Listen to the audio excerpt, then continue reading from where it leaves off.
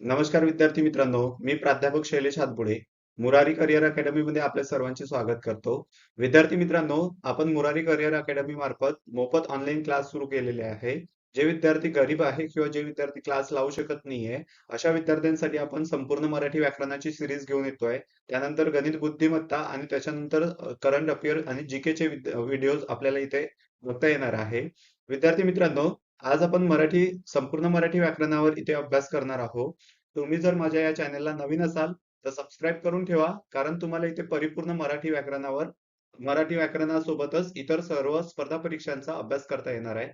चला तर विद्यार्थी मित्रांनो, आपण याच्यामध्ये बघणार आहोत प्रकरण पहिलं, मराठी भाषेचा उगम. विद्यार्थी मित्रांनो, तुम्हाला इथे लक्षात ठेवायचं आहे, तुम्हाला कुठलाही प्रश्न आला तरी तुम्हाला उत्तर देता येणार आहे. या व्हिडिओमधून तुम्हाला सगळे प्रश्नांची उत्तरं मिळणार आहे पहिल्या प्रकरणावरील. विद्यार्थी मित्रांनो, पाणिनी जे आहे त्यांनी संस्कृत भाषेचे व्याकरण लिहिले. कसे काय लिहिले त्यांनी? संस्कृत भाषेचे व्याकरण. तुम्हाला जर मराठीतील आद्य ग्रंथ कोणता असा जर प्रश्न विचारला तर तुम्हाला गाथा सप्तशती हे उत्तर द्यायचं आहे. कारण 2000 वर्षापूर्वी लिहिला गेलेला हा जो गाथा सप्तशती ग्रंथ आहे तो सापडला आणि सापडल्यामुळे तो आता आपला मराठीतील आद्य ग्रंथ ठरलेला आहे. आणि हा आद्य ग्रंथ 2000 वर्षापूर्वीचा असल्यामुळे 2024 ला 2024 ला आपल्या मराठीला अभिजात भाषेचा दर्जा मिळालेला आहे. हे एक तुम्हाला इथे लक्षात ठेवायचं आहे. करंट अफेअरचा प्रश्न असू शकतो. त्यानंतर बघायचं आहे पहिला किंवा मराठीतील सर्वात प्राचीन शिलालेख कुठला असणार आहे? शिलालेख म्हटलेला आहे. शिलालेख आपल्याला माहिती आहे काय असतं. शिलालेख काय असणार आहे? नाणेघाट असणार आहे. कोणता आहे आपला ते शिलालेख किंवा सर्वात प्राचीन शिलालेख कुठला असणार आहे? नाणेघाट. तो आहे पुणे जिल्ह्यामध्ये जुन्नर तालुक्यामध्ये. तो पण शिलालेख 2000 वर्षापूर्वी कोरलेला होता, म्हणून तो मराठीतील पहिला पुरावा म्हणून गणला जातो. त्यावर लिहिलेला आहे महारठींनो. विद्यार्थी मित्रांनो, लक्षात ठेवायचं आहे काय लिहिलेलं आहे याच्यामध्ये? महारठींनो. हे तुम्हाला इथं लक्षात ठेवायचं आहे. त्यानंतर बघूया महाराष्ट्र भाषेतील उपलब्ध साहित्य. तुम्हाला या साहित्यांवर सुद्धा अनेक वेळा प्रश्न आलेले दिसतील. यामध्ये तुम्हाला बघायचं आहे गाथा सप्तशई, गाथा सप्तशती किंवा गाथा सप्तशई हा एक मराठीतील ज्ञात ग्रंथांपैकी आद्य ग्रंथ मानला जातोय, जे मी तुम्हाला आताच सांगितलं. त्यानंतर असणार आहे सेतुबंध. सेतुबंध हा सुद्धा एक अत्यंत महत्वाचा ग्रंथ असणार आहे. सेतुबंध प्रवरसेन यांनी लिहिलेला आहे. तुम्हाला मराठीमध्ये प्रश्न विचारताना सेतुबंध दिलेला असेल आणि त्याचे लेखक कोण आहे हे तुम्हाला ओळखायचं असणार आहे, किंवा कवी कोण आहे हे तुम्हाला ओळखायचं असणार आहे. इथे सेतू आहे, इथे सेन आहे. सेतू सेन असं तुम्ही लक्षात ठेवू शकता. सेतुबंध कोणी लिहिलेला आहे? प्रवरसेन यांनी. त्यानंतर असणार आहे लीलावती. लीलावती हा ग्रंथ कोणी लिहिला हे तुम्हाला प्रश्न जर विचारला तर तुम्हाला लक्षात ठेवायचं आहे कौतूहल. जर तुम्ही लीला बघायला गेले असाल तर तुम्ही कौतुक करत असता किंवा लीला दाखवल्या तर कौतुक होत असतं, म्हणून इथे लीलावती हा ग्रंथ कोणी लिहिलेला आहे? कौतूहल यांनी. असं तुम्ही लक्षात ठेवू शकता. त्यानंतर तुम्ही लक्षात ठेवायचं आहे विवेक सिंधू. विवेक सिंधू पण खूप वेळा विचारला गेलेला कविता संग्रह आहे. त्यामध्ये तुम्हाला लक्षात ठेवायचं आहे विवेक सिंधू हा कोणी लिहिलेला आहे? मुकुंदराज. कोणी लिहिलेला आहे? मुकुंदराज. ज्यांचं राज्य असते ते राजा कसा असतो? विवेकाने राहतो. कसा असतो? राजा विवेकाने राहतो. म्हणून तुम्हाला मुकुंदराज हे लक्षात ठेवायचं आहे विवेक सिंधूसाठी. त्यांना आद्य कवी म्हणून ओळखलं जाते मुकुंदराजांना. हे सुद्धा सोबत माहिती असू द्या. त्यानंतर बघणार आहोत आपण भावार्थ दीपिका. भावार्थ दीपिकाचं नाव आहे ज्ञानेश्वरी. भावार्थ दीपिकेला आपण ज्ञानेश्वरी या नावाने ओळखतो. त्या ज्ञानेश्वरीचं मूळ नाव आहे भावार्थ दीपिका. विद्यार्थी मित्रांनो, त्या भावार्थ दीपिका म्हणजे ज्ञानेश्वरी आपल्याला सगळ्यांना माहिती कोणी लिहिलेलं असेल? संत ज्ञानेश्वरांनी भावार्थ दीपिका हा ग्रंथ लिहिलेला आहे. त्याला आपण ज्ञानेश्वरीच्या नावाने ओळखत असतो. दुसरा एक अत्यंत महत्वाचा ग्रंथ आहे त्यांचा अमृत अनुभव. हे सुद्धा तुम्हाला इथे लक्षात ठेवायचं आहे. त्यानंतर आहे लीळाचरित्र. लीळाचरित्र कोणी लिहिलेलं आहे? माहिन भट्ट यांनी. त्यानंतर आहे दृष्टांतपट. दृष्टांतपट केशवदेव व्यास. देव काय आहे? व्यास. केशवदेव म्हटलं तर देव आलंय इथं. देवांचा आपण पाठ करत असतो, ते तुम्हाला लक्षात ठेवायचं आहे. त्याच्यानंतर आहे पंचवार्तिका. पंचवार्तिका कोणी लिहिलेला आहे? भीष्माचार्याने. इथे 4 आलंय, इथे 5 आलेलं आहे. इथे चार्य आलेलं आहे, इथं पंच आलेलं आहे. म्हणजे 4, 5 असं सुद्धा तुम्ही लक्षात ठेवू शकता. भीष्माचार्यांनी कोणता ग्रंथ लिहिलेला आहे?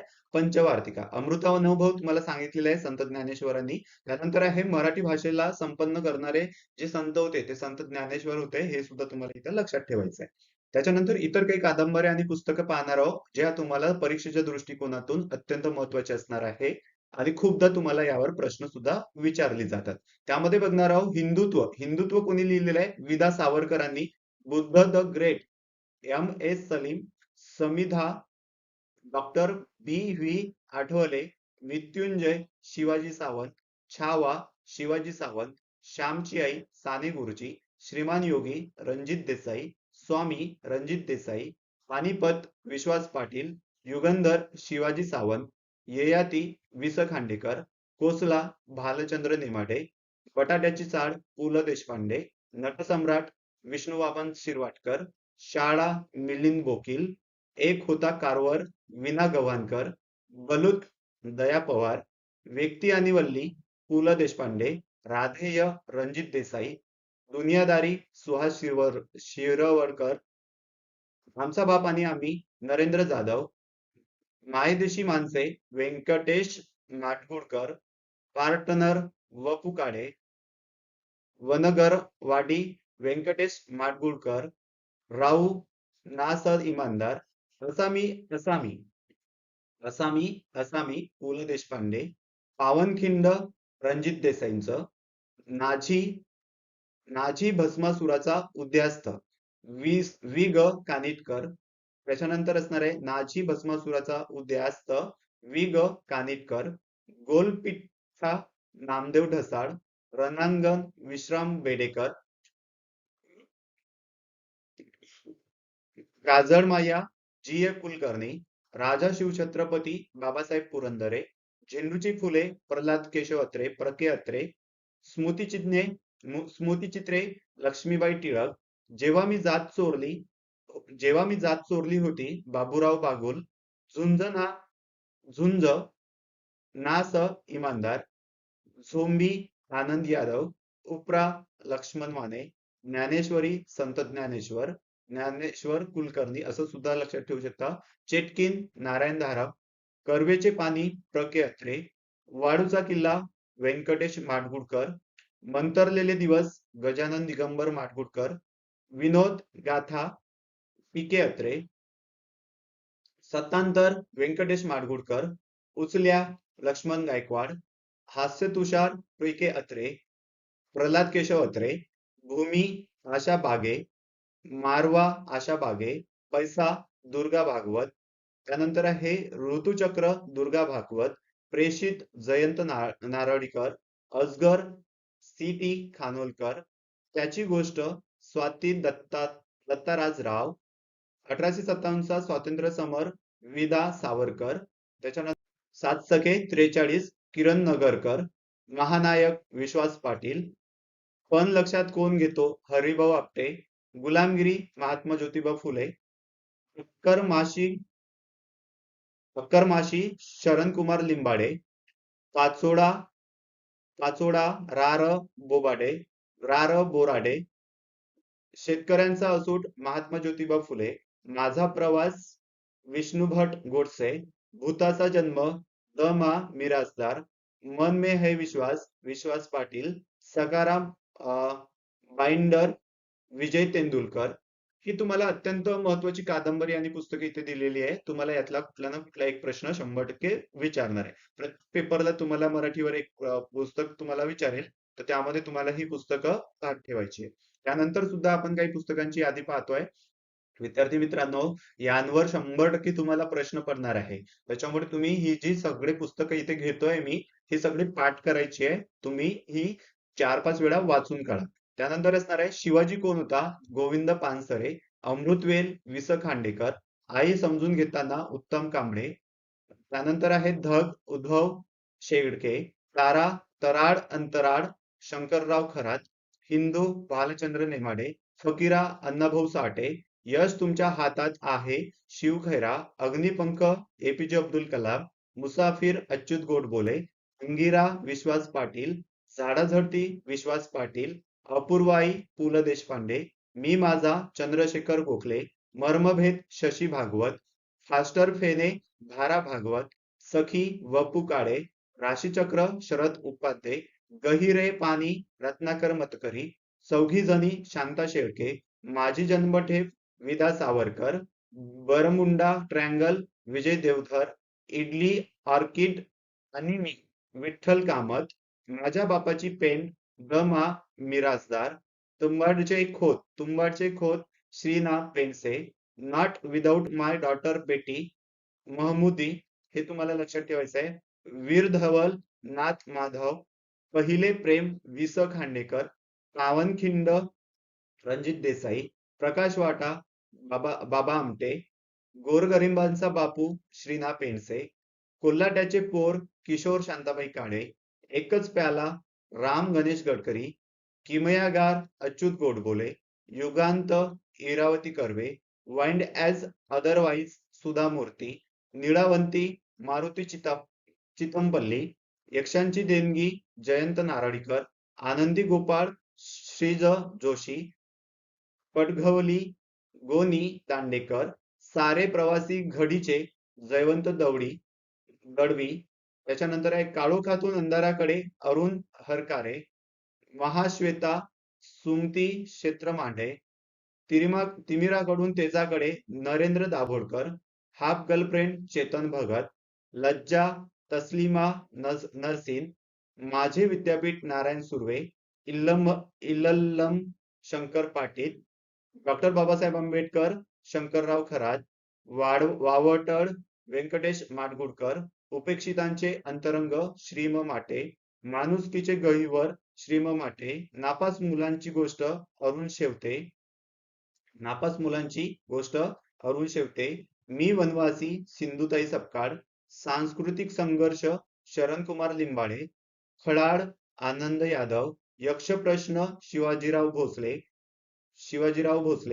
झोत, रावसाहेब कसबे, हृदयाची हाक, वि. स. खांडेकर, गीतारहस्य, लोकमान्य टिळक, ग्रामगीता, संत तुकडोजी महाराज, सार्थ दासबोध, समर्थ रामदास महाराज, लमाम, लमान, श्रीराम लागू, गवत्या, मिलिंद वकील, दर्पण, आशा बगे, पंचतारांकित पंचतारांकित, प्रिया तेंडुलकर. विद्यार्थी मित्रांनो, त्यानंतर आपण बघणार आहोत महत्वाचे साहित्यिक आणि त्यांची टोपण नाव. साहित्यिक बघणार आहोत आणि त्याची काही टोपण नावे असणार आहे, जी तुम्हाला परीक्षेच्या दृष्टिकोनातून अत्यंत महत्वाची असणार आहे. हे आपल्याला इथे बघायचे आहे. यात पहिले बघायचं आहे दादोबा तळखडकर. दादोबा पांडुरंग तळखडकर यांना आपण कोणत्या नावाने ओळखतो? मराठी भाषेतील पाणिनी. मराठी भाषेचे पाणिनी, कारण यांनी एक महाराष्ट्र भाषेचे व्याकरण पुस्तक 1836 मध्ये लिहिलं होतं. म्हणून दादोबा पांडुरंग तळखडकरांना आपण मराठी भाषेचे पाणिनी म्हणून ओळखतो. विष्णू वामन चिपळूणकर यांना शिवाजी म्हणून ओळखतो. विष्णू वामन चिपळूणकर यांना आपण मराठी भाषेचे शिवाजी म्हणून ओळखतो. कृष्णशास्त्री चिपळूणकरांना आपण मराठी भाषेतील जॉन्सन म्हणून ओळखतो. कृष्णशास्त्री काय आहे? जॉन्सन असणार आहे. दादोबा पांडुरंग तळखडकर काय असणार आहे? पाणिनी असणार आहे. त्याच्यानंतर विष्णू शास्त्री चिपळूणकर काय असणार आहे? मराठी भाषेचे शिवाजी. हे तुम्हाला लक्षात ठेवायचं आहे. त्र्यंबक बापूजी ठोंबरे बालकवी म्हणून ओळखतात. कृष्णाजी केशव दामले केशव सूत म्हणून ओळखतात. कृष्णाजी केशव दामले तुम्हाला लक्षात ठेवायचं आहे. केशव सूत. अत्रे, प्रल्हाद केशव अत्रे, अत्रेंना केशव कुमार म्हणून ओळखतात. इथे अत्रे केशव कुमार म्हणून ओळखतात आणि दामले केशव सूत म्हणून ओळखतात. यामध्ये थोडस तुम्हाला कन्फ्युज होऊ शकतं, म्हणून लक्षात ठेवायचं आहे केशव सूत. सूत जे असतं ते आपण दाबण वापरत असतो, सुई वापरत असतो, असं तुम्ही लक्षात ठेवू शकता. कृष्णाजी केशव दामले, केशव सूत, प्रल्हाद केशव अत्रे, केशव कुमार. नारायण मुरलीधर गुप्ते बी म्हणून ओळखतात. चिंतामण त्र्यंबक मुरलीधर आरती प्रभू म्हणून ओळखतात. राम गणेश गडकरी गोविंदाग्रज किंवा बाळक राम म्हणून ओळखतात. गोपाळ हरी देशमुख लोकहितवादी. लोकहितवादींना देशमुख म्हणजे गोपाळ हरी देशमुख म्हणून ओळखतात. गोपाळ हरी देशमुखांना लोकहितवादी म्हणून ओळखतात. विष्णू वामन शिरवाडकर, वि. शिरवाडकर पण तुम्हाला तिथं दिलेलं असू शकते. कुसुमाग्रज काय ओळखतात? वि. शिरवाडकरांना कुसुमाग्रज म्हणून ओळखतात. यांच्या जयंतीच्या दिवशी जागतिक मराठी भाषा दिन 27 फेब्रुवारीला हा सुद्धा साजरा केला जातो. ते सुद्धा लक्षात ठेवा. माणिक शंकर गोडघाटे ग्रेस कवी म्हणून ओळखतात. नागपूर विदर्भातले आहेत हे माणिक शंकर गोडघाटे ग्रेस. दिनकर गंगाधर केळकर यांना अज्ञातवासी. दिनकर केळकर यांना अज्ञातवासी. यशवंत दिनकर पेंढारकर यांना महाराष्ट्र कवी म्हणून. सौदागर नागनाथ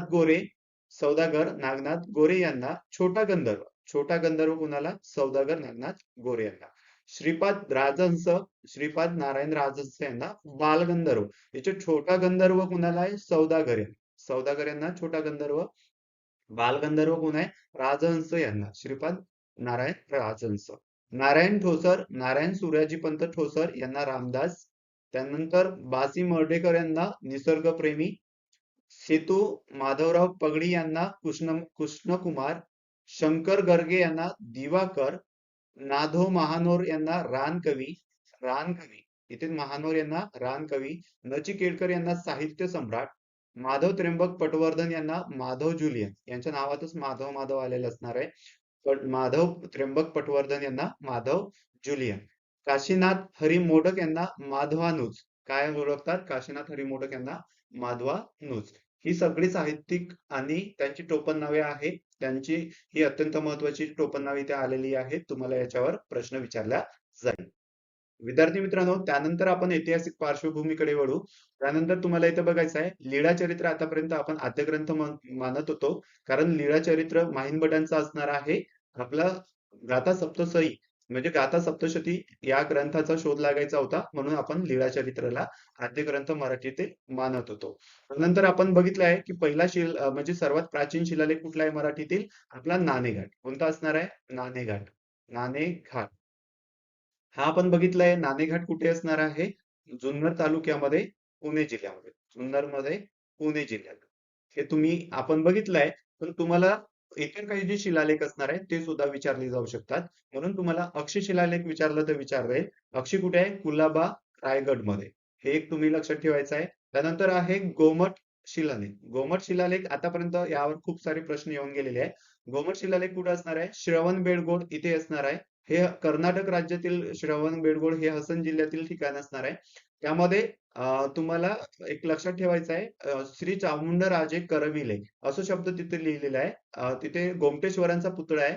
तिथे गोमटेश्वरांच्या पुतळ्याखाली आतापर्यंत एक मराठीतील एक शब्द लिहिलेला होता, श्री चामुंडराजे करविले. हा एक तुम्हाला चामुंडराज गंगाराज हे एक तुम्हाला लक्षात ठेवायचं आहे. त्यानंतर बघणार आहोत आपण भाषा. या भाषांचे अनेक घटक असणार आहे. याच्यामध्ये आपण पहिला घटक भाषेमध्ये पाहणार आहोत, अभिजात भाषा. भाषेच्या काही घटकांमध्ये पाहणार आहोत आपण अभिजात भाषा. अभिजात भाषा अशा भाषांना अभिजात भाषेचा दर्जा मिळतो, ज्यांचं स्वतःचं अस्तित्व आहे, जी कोणाकडूनही उसने घेतलेली नाहीये, किंवा जी 2000 जवळपास 2000 वर्षापूर्वीपासूनची अस्तित्वात आहे. त्या भाषेची एक वेगळी शैली आहे. अशी ज्या भाषा असतात त्यांना केंद्र सरकार काय करत असते? अभिजात भाषेचा दर्जा देत असते. अभिजात भाषेचा दर्जा मिळाल्यावर त्या भाषेच्या जतन करण्यासाठी केंद्र सरकारकडून काही सुविधा, काही 2 बक्षीस, जवळपास 200-300 करोड रुपये असं खूप साहित्य वगैरे आणि साहित्य पुरस्कार वगैरे मिळत असतात. म्हणून अभिजात भाषा जर मिळाला तर त्या भाषेचं जतन केलं जातं, हे तुम्हाला इथं लक्षात ठेवायचं आहे. आतापर्यंत 6च भाषांना अभिजात भाषेचा दर्जा होता. त्यामध्ये 6 भाषा कोणत्या होत्या? तमिळ, तेलुगू, मल्याळम, कन्नड, उडिया आणि संस्कृत. कोणत्या होत्या? तमिळ, तेलुगू, मल्याळम, कन्नड, उडिया आणि संस्कृत.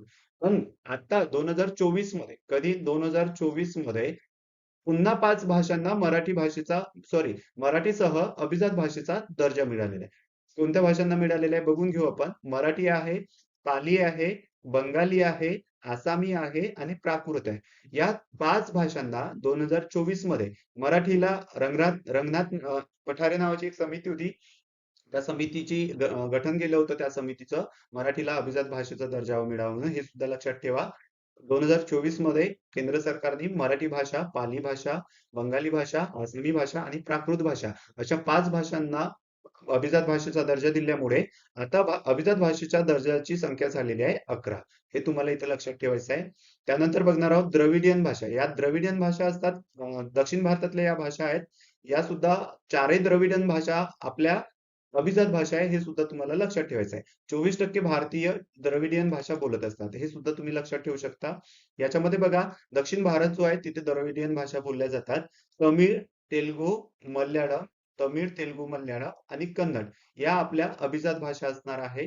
त्यानंतर आहे आर्य किंवा देवनागरी लिपीतील भाषा, जी 74% भारतीय बोलत असतात. त्याच्यामध्ये असणार आहे मराठी, पाली, हिंदी, संस्कृत, गुजराती, बंगाली या सगळ्या काय असणार आहे? तुमच्या अभिजात, सॉरी, द्रविडियन भाषा असणार आहे. हे तुम्हाला इथं लक्षात ठेवायचं आहे. त्यानंतर द्रविडियन भाषा आपण बघितल्या, तमिळ, तेलुगू, मल्याळम, कन्नड. आर्य देवनागरी लिपीतील भाषा सुद्धा बघितल्या आपण, मराठी, हिंदी, संस्कृत, पाली, गुजराती आणि बंगाली. हे आपल्याला आर्य किंवा देवनागरी लिपीतील भाषा असं लक्षात ठेवायचं. त्याच्यानंतर बघणार आहोत आपण राजभाषा. विद्यार्थी मित्रांनो, या राजभाषांवर एक 100% प्रश्न विचारतो आणि सोपी असतो, पण आपल्याला राजभाषा किती आहे? 22 आहे, पण आपल्याला आठवत नाही. ह्या आठवत नाही त्याच्यासाठी मी एक अत्यंत महत्वाची आणि चांगली ट्रिक्स तयार केलेली आहे. ती ट्रिक्स तुम्ही 2-3 वेळा वाचून घ्या. हितेश ने बंडोजी और उमेश मामा को आप औकात में सिगबे म्हटले. काय म्हटलेलं आहे? बंडोजी हितेश ने बंडोजी और उमेश मामा को आप औकात में सिगबे म्हटले. हे तुम्हाला लक्षात ठेवायचं आहे. हितेशने बंडोजी और उमेश मामा को आप औकात में सिगबे म्हटले. या ट्रिक्स मध्ये तुमच्या 22 ही राजभाषा आहे. 22 ही राजभाषा या छोट्याशा ट्रिक्स मध्ये समावेशित केलेल्या आहे. त्यामध्ये तुम्हाला आता बघायचं आहे. ही तेशने आपण बघू याच्यामध्ये काय काय आहे. ही म्हणजे हिंदी असणार आहे. हा जो ते आहे ते म्हणजे तेलुगू असणार आहे. स म्हणजे संस्कृत असणार आहे. ने म्हणजे नेपाळी असणार आहे. ब म्हणजे बंगाली असणार आहे. डो म्हणजे हा जो डो आहे, डो म्हणजे काय असणार आहे? डोंगरी असणार आहे. इथे जी साठी आपण गुजरातीला जी आपण असं वापरलेलं आहे. गुजराती म्हणजेच काय असणार आहे? गुजरातीला आपण जी वापरलेलं आहे. म्हणजे बंडोजी केलेला आहे आपण तिथे जीचं काय असणार आहे? गुजराती. त्यानंतर उ म्हणजे उर्दू असणार आहे. हा जो और आपण अर्थ पूर्ण करण्यासाठी घेतलेला आहे. उ म्हणजे काय असणार आहे तुमचं? उर्दू असणार आहे. मे म्हणजे मैथिली असणार आहे. स म्हणजे संथाली असणार आहे. मा म्हणजे मराठी असणार आहे. म साठी आपण मामा केलेला आहे. म न करता इथं मामा केलेला आहे. म लक्षात ठेवायचं आहे. त्याच्यानंतर लक्षात ठेवा, मा म्हणजे मराठी असणार आहे. मा म्हणजे मल्याळम असणार आहे. को म्हणजे कोकणी असणार आहे. आ म्हणजे आसामी असणार आहे. प म्हणजे पंजाबी असणार आहे. हा जो आ म्हणजे आसामी, प म्हणजे पंजाबी, ओ म्हणजे ओरिया असणार आहे, ओडिया. त्याच्यानंतर का म्हणजे कन्नड असणार आहे. त म्हणजे तमिळ असणार आहे. मे म्हणजे तुमचं मणिपुरी असणार आहे. त्याच्यानंतर सी म्हणजे सिंधी असणार आहे. क म्हणजे कन्नड असणार आहे. पे म्हणजे क म्हणजे काश्मीरी असणार आहे. कन्नड झालेलं आहे. क म्हणजे काश्मीरी असणार आहे. ब म्हणजे बोडो असणार आहे. असं तुम्हाला इथे अभिजात भाषांचा ट्रिक्स वरून लक्षात ठेवायचं आहे. ही म्हणजे हिंदी, ते म्हणजे तेलुगू, स म्हणजे संस्कृत, ने म्हणजे नेपाली, ब म्हणजे बंगाली, डो म्हणजे डोंगरी, जी म्हणजे गुजराती, उ म्हणजे उर्दू, मे म्हणजे तुम्हाला लक्षात ठेवायचं मे म्हणजे मैथिली, स म्हणजे संथाली. इथे मामाचं मम करायचं आहे. मामा म्हणजे मा म्हणजे मल्याळम, मा म्हणजे मराठी, को म्हणजे कोकणी, आ म्हणजे आसामी, प म्हणजे पंजाबी, ओ म्हणजे ओडिया. त्याच्यानंतर तुम्हाला लक्षात ठेवायचं आहे, ओडियाला उडिया सुद्धा म्हणतो. का म्हणजे कानडी. त्याच्यानंतर त म्हणजे तमिळ, मे म्हणजे तमिळ, मे म्हणजे मल्याळम किंवा मणिपुरी असं तुम्ही लक्षात ठेवू शकता. मणिपुरी, सी म्हणजे सिंधी, क म्हणजे काश्मीरी आणि बे म्हणजे बोडो. अशा तुमच्या 22 अभिजात भाषा, सॉरी 22 अशा राजभाषा आहे, ज्या आपल्या राज्यांनी आपला राज्यव्यवहार सांभाळण्यासाठी मान्यता मिळवून घेतलेल्या. त्याच्यानंतर असणार आहे महाराष्ट्राची राज्यभाषा 22 असणार आहे. 27 फेब्रुवारी जागतिक मराठी भाषा दिन असणार आहे. वि. वा. शिरवाडकर यांची जयंती असते. मी तुम्हाला मगाशी सांगितलं वि. वा. शिरवाडकर. त्यानंतर मराठीतील पहिले मुद्रित व्याकरणावर पुस्तक कोणी लिहिलेलं आहे? गंगाधर शास्त्री फडके. म्हणून त्यांना मराठी भाषेचे सॉरी महाराष्ट्र भाषेचे व्याकरण हे त्यांनी पुस्तक लिहिलेलं आहे गंगाधर शास्त्री फडके म्हणून. आणि ते कोणतं होतं? मुद्रित व्याकरणावर लिहिलेलं पहिलं पुस्तक होतं. हे सुद्धा तुम्ही लक्षात ठेवा. 1836 मध्ये गंगाधर शास्त्री फडके यांनी 1836 मध्ये हे वरील पुस्तक म्हणजे महाराष्ट्र भाषेचे व्याकरण हे पुस्तक लिहिल्यामुळे ते महाराष्ट्र भाषेचे व्याकरण लिहिणारे आद्य व्याकरणकार ठरलेले. कारण त्यांनी आद्य व्याकरणकार कर्ते होण्याचा मान मिळवलेला आहे. कारण इथे तुम्हाला एक लक्षात ठेवायचं आहे, विल्यम कॅरी यांनी सुद्धा 1805 मध्ये एक पुस्तक लिहिलं होतं, the grammar of Maratha language. The grammar of Maratha language हे मराठीच्या व्याकरणावरील पहिलं पुस्तक होतं, परंतु ते त्यांनी इंग्रजी भाषेत लिहिलं होतं. मराठी भाषेचं पहिलं पुस्तक होतं, पण त्यांनी इंग्रजी भाषेत लिहिलं होतं. मग मराठीतील पहिला मान कोणाला मिळालेला आहे? गंगाधर शास्त्री फडके यांना. त्यांनी कोणतं लिहिलं होतं? महाराष्ट्र भाषेचे, मराठी नाही. तुम्हाला कन्फ्युज करेल इथे. महाराष्ट्र लक्षात ठेवायचं आहे. महाराष्ट्र भाषेचे व्याकरण. पेपरला तुम्हाला इथे ऑप्शन मध्ये मराठी दिसेल, पण ते मराठी चुकीचं असणार, महाराष्ट्र बरोबर असणार. हे तुम्ही लक्षात ठेवा. त्यानंतर आद्य व्याकरणकार म्हणून आपण त्यांना ओळखत असतो गंगाधर शास्त्री फडके. शास्त्रीय मराठी व्याकरण, जर तुम्हाला शास्त्रीय मराठी व्याकरण जर विचारलं तर मोरोकेशव दामले तुम्हाला लक्षात ठेवायचं आहे. त्याच्यानंतर आपल्याला बघायचं आहे भारत दोन प्रमुख भाषांमध्ये विभागला गेलेला आहे, इंडो युरोपियन भाषा आणि द्रविडियन भाषा. इंडो युरोपियन भाषा ज्या देवनागरी लिपीतील भाषा वगैरे असतात. द्रविडियन ह्या द्रविडियन भाषा दक्षिण भारतामध्ये बोलल्या जातात. दक्षिण भारतात बोलल्या जाणाऱ्या 24% भाषिक आहे आणि ही 74% असणार आहे.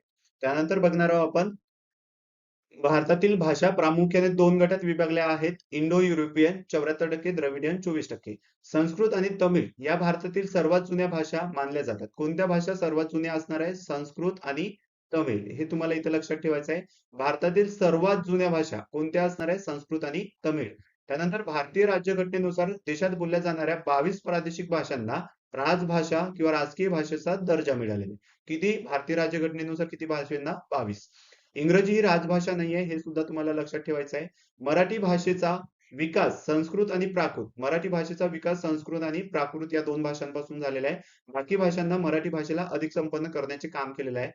संविधानाने कोणत्याही भाषेला राज्यभाषेचा दर्जा दिलेला आहे. राज्यभाषेने इथे राष्ट्रीय भाषेचा पाहिजे. राष्ट्रीय भाषेचा दर्जा राज्यघटनेने कोणत्याही भाषेला दिलेला नाहीये. आपण हिंदी मानतो, परंतु भारतीय राज्यघटनेने हिंदीला अजूनही राष्ट्रीय भाषेचा दर्जा दिलेला नाहीये. अभिजात भाषा, मराठी भाषेला अभिजात भाषा म्हणून दर्जा मिळावा म्हणून रंगनाथ पठारे नावाची समिती नेमली होती, मी जे तुम्हाला सांगितलं. त्याच्यानंतर लक्षात ठेवायचं मराठी व्याकरणावर इंग्रजी आणि संस्कृत या भाषेंचा प्रभाव आहे. कोणत्या भाषेंचा प्रभाव आहे? इंग्रजी आणि संस्कृत, हे सुद्धा तुम्ही लक्षात ठेवायचं आहे. त्याच्यानंतर बघा, भाषेचे प्रकार, स्वाभाविक भाषा किंवा नैसर्गिक भाषा, हे तुम्हाला दोन, स्वाभाविक किंवा नैसर्गिक भाषा आणि कृत्रिम किंवा सांकेतिक भाषा असे भाषेचे प्रकार दोन पाडतात. स्वाभाविक भाषा किंवा नैसर्गिक भाषा अशा असतात की ज्या आपण फक्त बोलतो, त्यांना आपण लिपून ठेवू शकत नाही. जसं पशुपक्ष्यांचे आवाज असेल किंवा आपण जे बोलतोय, आपण बोललेलं काय होतं? नष्ट होत आहे. बोललेलं काय होत आहे? नष्ट होत आहे, कारण ध्वनी असतात. बोललेले शब्द हे फक्त काय असतात? ध्वनी असतात. जोपर्यंत त्यांना आपण लिपून ठेवत नाही, एखाद्या सांकेतिक खुणामध्ये लिहून ठेवत नाही, तोपर्यंत ते अक्षरत्व त्यांना प्राप्त होणार नाही. म्हणून इथे लक्षात ठेवायचं आहे, स्वाभाविक किंवा नैसर्गिक ज्या भाषा असतात, ह्या फक्त काय असतात? ध्वन्यात्मक असतात. त्यांचा पुरावा राहत नसतो, कारण त्या नष्ट होतात. पुरावा म्हणून म्हटलं जातं की पुरावा राहत नसतो. म्हणून नैसर्गिक किंवा स्वाभाविक भाषेमध्ये काय काय येतात? तर बोलणे असते, कारण हे नष्ट होते. हावभाव असतील, पशुपक्ष्यांचे आवाज, पशुपक्ष्यांचे आवाज हे काय असतात? पशुपक्ष्यांचे आवाज हे स्वाभाविक किंवा नैसर्गिक भाषेमध्ये येतं, कारण त्यांनी आवाज केला की ते काय होतं? नष्ट होतं, कारण त्यांची लिपी आपल्याला माहिती नाही. आपण ती लिपी माहिती नसल्यामुळे आपण कोणत्याही सांकेतिक खुणामध्ये ते लिपून ठेवत नाही, म्हणून ते काय होतात? नष्ट होतात. जर एखाद्या ध्वनीला किंवा आवाजाला आपण लिंपून ठेवलं किंवा सांकेतिक कृत्रिम अ, खुणेमध्ये आपण त्याला लिहून ठेवलं, तर त्या नष्ट होत नाही. त्या नष्ट होत नाही, म्हणून त्याचा पुरावा असतो. म्हणून त्याचा काय असतो? पुरावा असतो. कोणत्या भाषेचा? कृत्रिम किंवा सांकेतिक. कृत्रिम म्हणजे निर्माण केलेला, असं तुम्ही म्हणू शकता. त्याच्यामध्ये टंकलेखन, लेखन आलेलं आहे. टंकलेखन लिहिलेलं असतं एखाद्या सांकेतिक खुणामध्ये, लिखाणे लिहिलेलं असतं सांकेतिक खुणामध्ये. अक्षरे, अक्षरे म्हणजे क्षर म्हणजे नष्ट होणे, पण अक्षर म्हणजे कधीही नष्ट न होणारे. तर कधीही नष्ट होत नाही, ते सांकेतिक खुणेमध्ये लिहिलेलं असतं, म्हणून ते नष्ट होत नाही. चिन्ह, चिन्ह म्हणजे एखाद्या विशिष्ट चिन्हामध्ये एखादी भाषा लिहिली जाऊ शकते. आपली जशी मराठी आहे, आडव्या, उभ्या, तिरक्या, गोल, अर्धगोल अशा खुणांमध्ये आपण मराठी लिहितो. त्याच्यानंतर ध्वनिमुद्रण, मुद्रण काय असतं? ध्वनीचं काय केलेलं आहे? मुद्रेमध्ये रूपांतर केलेलं आहे. त्याच्यामुळे आपल्या या सर्व भाषांना काय म्हणतो आपण? या टंकलेखन, लिखाण, अक्षरे, चिन्हे, ध्वनिमुद्रण यांना कृत्रिम किंवा सांकेतिक भाषा म्हणतो. काय म्हणतो आपण? कृत्रिम किंवा सांकेतिक भाषा असं म्हणत असतो. त्याच्यानंतर बघणार आहोत भाषा. भाषा म्हणजेच विचार व्यक्त करण्याचे साधन. भाषा म्हणजेच काय असतं? विचार व्यक्त करण्याचे साधन. भाषेमुळे आपण व्यवहार करत असतो. भाषा एक विचाराचं साधन आहे. भाषा ही ध्वन्यात्मक असते. काय असतं? ध्वन्यात्मक असते. बोलणारा व ऐकणारा, बोलणारा व ऐकणारा यांना जोडणारा पूल म्हणून आपण भाषेचा वापर करत असतो. भाषा ठराविक कालावधीनंतर प्रदेशानुसार बदलत जाते, हे सुद्धा लक्षात ठेवा. म्हणून भाषेला नदीच्या पात्राची उपमा दिली जाते. नदीच्या प्रवाहाची उपमा दिली जाते. भाषेला कशाची उपमा दिली जाते? नदीच्या प्रवाहाची. तुम्हाला प्रश्न विचारला जाऊ शकतो. भाषेमध्ये वाचन आणि लेखन या दोन्हींचा समावेश होतो. भाषण आणि लेखन, लेखन आणि वाचन. भाषेमध्ये कशाचा? वाचन आणि लेखन या दोन्हीचा समावेश होतो, हे तुम्हाला लक्षात ठेवायचं आहे. त्यानंतर मातृभाषा कोणाला म्हणतात? ज्या आपण घरी ज्या भाषा बोलतो त्यांना मातृभाषा म्हणतो. बोलीभाषा कोणाला म्हणतो? राजकीय, प्रादेशिक, साहित्य क्षेत्रातून वापरली जाणारी भाषा. बोलीभाषा नाहीये, ही प्रमाण भाषा आहे. बोलीभाषा म्हणजे जे घराच्या बाहेर निघाल्यावर आपण बोलतो, तिला आपण काय म्हणतो? बोलीभाषा म्हणतो. मातृभाषा कोणाला म्हणतो? जी घरी बोलतो, घरात बोलतो, तिला मातृभाषा म्हणतो. बोलीभाषा कोणाला म्हणतो? जी घराबाहेर आपण निघाल्यानंतर बोलतो, तिला बोलीभाषा म्हणतो. आणि प्रमाण भाषा कशी कोणाला म्हणतो? जी राजकीय व्यवहाराची भाषा असते, साहित्य क्षेत्रामध्ये जी वापरत असतो, तिला आपण काय म्हणतो? प्रमाण भाषा म्हणतो. त्यानंतर बघायचं आहे देवनागरी लिपी किंवा पाळबोध लिपी. तर देवनागरी लिपी आपल्याला बघायचं आहे. उभ्या, आडव्या, तिरक्या, गोलसर रेषांनी जी लिपी बनलेली आहे, जी डावीकडून उजवीकडे लिहिली जाते. लिहून झाल्यावर तिच्यावर शिरोरेषा दिली जाते. तिला आपण काय म्हणत असतो? देवनागरी लिपी म्हणत असतो. देवनागरी लिपी म्हणजे जगात राहणाऱ्या देवांनी शोधून काढलेली लिपी असं त्याला आपण नाव आहे, असं त्यांचं ओळख आहे. हा आपण पुढे बघणार आहोत. त्यानंतर बघा उगम कसं झालेला आहे. मराठी भाषा संस्कृत व प्राकृत मराठी भाषेचा जो विकास झालेला आहे, उगम झालेला आहे मराठी भाषेचा, तो कुठून झालेला आहे? प्राकृत म्हणजे अत्यंत पारंपरिक भाषा ज्या होत्या, ज्या संस्कृतचा तिच्यावर प्रभाव पडला. ही विद्वानांची भाषा म्हणून ओळखली जाते संस्कृत. मग याचा प्रभाव याच्यावर पडला आणि याच्यातून कोणती भाषा निर्माण झाली? या दोघांतून मराठी. हे सुद्धा तुम्ही लक्षात ठेवा. या भाषापासून विकसित झालेली आहे मराठी. संस्कृत आणि प्राकृत पासून. भाषा हा शब्द संस्कृत मधील भाष या धातूपासून, भाषचा अर्थ होतो बोलणे. एक तुम्ही लक्षात ठेवा. लिपी म्हणजे काय असतं? लिपी म्हणजे लिंपणे या शब्दावरून आलेला शब्द असणार आहे. आपण ज्या खुणांनी लेखन करतो, आपण काय करतो? ज्या खुणांनी लेखन करतो त्याला आपण काय म्हणत असतो? लिपी म्हणतो. लिपी म्हणजे लिंपणे असं सुद्धा तुम्ही लक्षात ठेवायचं आहे. मराठी भाषेची लिपी कोणती असणार आहे? देवनागरी लिपी असणार आहे मराठी भाषेची लिपी. त्यानंतर ही लिपी डावीकडून उजवीकडे लिहिल्या जाते. तुम्हाला हे सुद्धा सांगितलेलं आहे. मराठी भाषेला प्राकृत, महारठी, देशी आणि मराठी हे विविध काळातील नावं असणार आहे. मराठीला प्राकृत, महारठी, देशी व मराठी ही विविध काळातील वेगळ्या वेगळ्या काळातील मराठीची नावं आहे.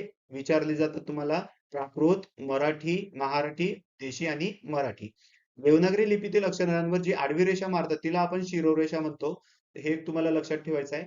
भाष या धातूपासून भाषा हा शब्द आलेला आहे. लिप या धातूपासून लिमते आलेला आहे. लिख पासून लिखाण आलेला आहे. हे सुद्धा लक्षात ठेवा. ब्राह्मी लिपी भारतातील सर्व लिपींची जननी म्हणून हिला ओळखलं जाते. तिला प्राचीन लिपी असं सुद्धा ओळखलं जाते. भारतातील सर्वात प्राचीन लिपी कोणती असा जर तुम्हाला प्रश्न आला तर ब्राह्मी लिपी तुम्हाला लक्षात ठेवायचं आहे. ब्राह्मी लिपी ही ब्रह्मदेवाने लिहिली आहे म्हणून तिचं नाव ब्राह्मी लिपी पडलं अशी आख्यानतिका आहे. त्यानंतर तुम्हाला लक्षात ठेवायचं आहे सर्व लिपींची जननी म्हणून सुद्धा ब्राह्मी लिपी ओळखली जाते. हे सुद्धा तुम्ही लक्षात ठेवा. त्यानंतर खरोष्टी लिपी, गांधारी लिपी किंवा खरोष्टी लिपी तिलाच पर्यायी नाव आहे गांधारी लिपी. गांधारी लिपी ही आशिया खंडात प्रसिद्ध होती आणि बौद्ध काळामध्ये ती अस्तित्वात होती. हे सुद्धा तुम्हाला लक्षात ठेवायचं आहे. त्यानंतर असणार आहे देवनागरी लिपी. तिलाच पाळबोध लिपी असं सुद्धा म्हटलं जाते. आर्यांची लिपी म्हणून सुद्धा ती मान्य पावलेली आहे. आर्य स्वतःला देव मानत, आर्य स्वतःला काय म्हणत? देव मानत. ते नगरात राहत होते. कुठे राहत होते? नगरात. त्यामुळे या लिपीचे नाव सुद्धा देवांची लिपी म्हणजे नगरात राहणाऱ्या देवांची लिपी अशी देवनागरी लिपी असं त्यांचं नाव पडलेलं आहे. ते जे लिपी वापरत होते ते देव मानत होते, नगरात राहत होते म्हणून नगरात राहणाऱ्या देवांची लिपी म्हणून देवनागरी लिपी असं तिचं नाव पडलेलं आहे. त्यानंतर तिला बाळबोध लिपी सुद्धा म्हणून ओळखलं जाते. प्रत्येक ध्वनीला स्वातंत्र्य चिन्ह असल्यामुळे ती काय आहे? देवनागरी लिपी ही परिपूर्ण मानली जाते. काय होते? परिपूर्ण, पूर्ण नाही परिपूर्ण मानली जाते. पूर्ण मध्ये कारण ई, लहान ई आणि मोठी ई याच्यासाठी वेगळं उच्चार स्थान नाही. यालाही ईच म्हणतो, यालाही ईच म्हणतो. म्हणून तिला परिपूर्ण मानली जाते. हे एक लक्षात ठेवा. एमपीएससी ला तुम्हाला असं विचारते. त्याच्यानंतर आहे मोडी लिपी. मोडी लिपी मध्ये काय असणार आहे? मोडी लिपीला आपण धावलिपी सुद्धा म्हणत असतो. मराठी देवनागरी लिपी काही काळ मुरुड घालून कोणती मराठी देवनागरी लिपी काही काळ मुरुड घालून लिहिण्याची पद्धत होती. म्हणून तिला आपण मोडी लिपी सुद्धा म्हणत असतो. मोडी लिपी म्हणत असतो. एक ट्रिक्स लक्षात ठेवायची आहे तुम्हाला. मोडतला धावले. मोड ला धावले देवाचे बाळ. मोडतला धावले देवाचे बाळ. मोडतला म्हणजे मोडी लिपीला धावलिपी, देवाचे बाळ म्हणजे देवनागरी लिपीला बाळबोध लिपी असं सुद्धा तुम्ही ट्रिक सोडून लक्षात ठेवू शकता. त्यानंतर बघणार आहोत आपण मराठी व्याकरणावरील काही निवडक पुस्तके. काही निवडक पुस्तकांमध्ये लक्षात ठेवायचं आहे विल्यम कॅरी सर्वात पहिले मराठी व्याकरणावर जे कोणी पुस्तक लिहिलं असेल तर ते कोण होते? विल्यम कॅरी यांनी the grammar of Maratha language the grammar of Maratha language नावाचं पुस्तक लिहिलं. इंग्रजीमध्ये लिहिलेलं होतं. मराठी ग्रामरवरील पुस्तक त्यांनी इंग्रजीमध्ये लिहिलं. इंग्रज अधिकारी होते विल्यम कॅरी. त्यांनी 1805 मध्ये the grammar of Maratha language, the grammar of Maratha, Marathi नाही. परीक्षेमध्ये तुम्हाला मराठा दिलेलं असेल, एक लक्षात ठेवा. तुम्हाला मराठी दिलं असेल तर ते चुकीचं आहे, हे तुम्ही लक्षात ठेवायचं. इथं मराठी नाही पाहिजे, मराठा पाहिजे. त्यानंतर गंगाधर शास्त्री फडके, महाराष्ट्र भाषेचे व्याकरण 1836 मध्ये, म्हणून यांना आपण आद्य व्याकरणकार करते म्हणत असतो. सेम नावाचं पुस्तक तुम्हाला इथे दादोबा पांडुरंग तर्खडकर यांनी सुद्धा लिहिलेलं आहे. मराठी नाही, इथे महाराष्ट्र भाषेचे व्याकरण काय असणार आहे, यांनी सुद्धा महाराष्ट्र. दोघांचे इयर पण सेम असणार आहे, इथे इयर सेम असणार आहे आणि पुस्तक सुद्धा सेम असणार आहे. कोण आहे? गंगाधर शास्त्री फडके आणि दादोबा पांडुरंग तर्खडकर. त्याच्यानंतर मोरोकेशव दामले, शास्त्रीय मराठी व्याकरणावर 1911 मध्ये पुस्तक लिहिलं. मोरा वाळंबे सरांचं पुस्तक एक आहे, सुगम मराठी व्याकरण, हे सुद्धा तुम्हाला लक्षात ठेवायचं आहे. त्याच्यानंतर असणार आहे बाळशास्त्री जांभेकरांचं बाल व्याकरण. बाल व्याकरणकार म्हणून सुद्धा ओळखले जातात. दादोबा पांडुरंग तर्खडकर यांना मगाशी आपण बघितलं, मराठी भाषेचे शिवाजी. विष्णूशास्त्री चिपळूणकरांना मराठी भाषेचे दादोबा पांडुरंग तर्खडकरांना आपण मराठी भाषेचे पाणिनी म्हणून ओळखतो. विष्णूशास्त्री चिपळूणकरांना मराठी भाषेचे शिवाजी म्हणून ओळखतो.